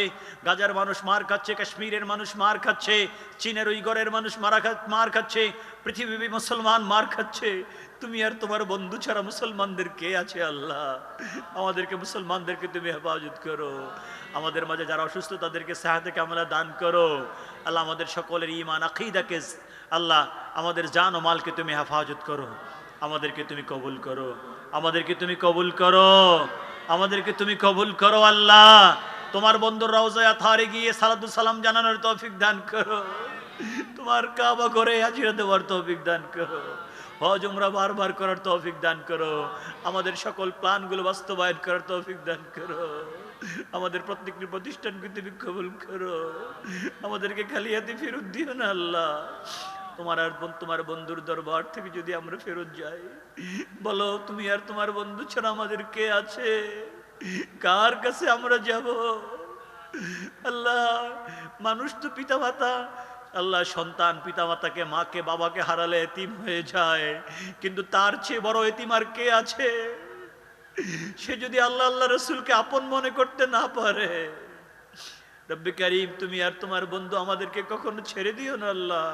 আউলিয়া কেরাম, গাউসে পাকের ফয়েজ ও বরকত থেকে আমাদেরকে দূরে রাখিও না আল্লাহ। আওলাদ রাসূলদের নেগাহ করম থেকে আমাদেরকে সরিয়ে দিও না আল্লাহ, আমাদেরকে তুমি কবুল করো, আমাদেরকে তুমি কবুল করো আল্লাহ। যুবক তরুণ ভাইদেরকে তোমার কাছে সুপুর্দ করে দিলাম, তোমার এবং তোমার বন্ধুর রহমতের কোলে তাদেরকে তুলে দিলাম আল্লাহ। এই এক একজন যুবককে তরুণকে আল্লাহ দেশ ও জাতির বড় খাদেম হিসাবে, পৃথিবীর বুকে আদর্শ সন্তান হিসাবে দাঁড়ানোর তৌফিক দান করো আল্লাহ। তাদের জীবনকে উজ্জ্বল করো, তাদেরকে তুমি কবুল করো, মুরব্বীদেরকে কবুল করো, উলামায়ে কেরামকে কবুল করো, সকলের খেদমতকে তুমি কবুল করো আল্লাহ। মিডিয়ার ভাই যারা এসেছে তাদেরকে তুমি কবুল করো, যে যেভাবে এই মাহফিলকে সফল করার জন্য আল্লাহ শ্রম দিয়েছে প্রত্যেকের শ্রমকে তুমি কবুল করো।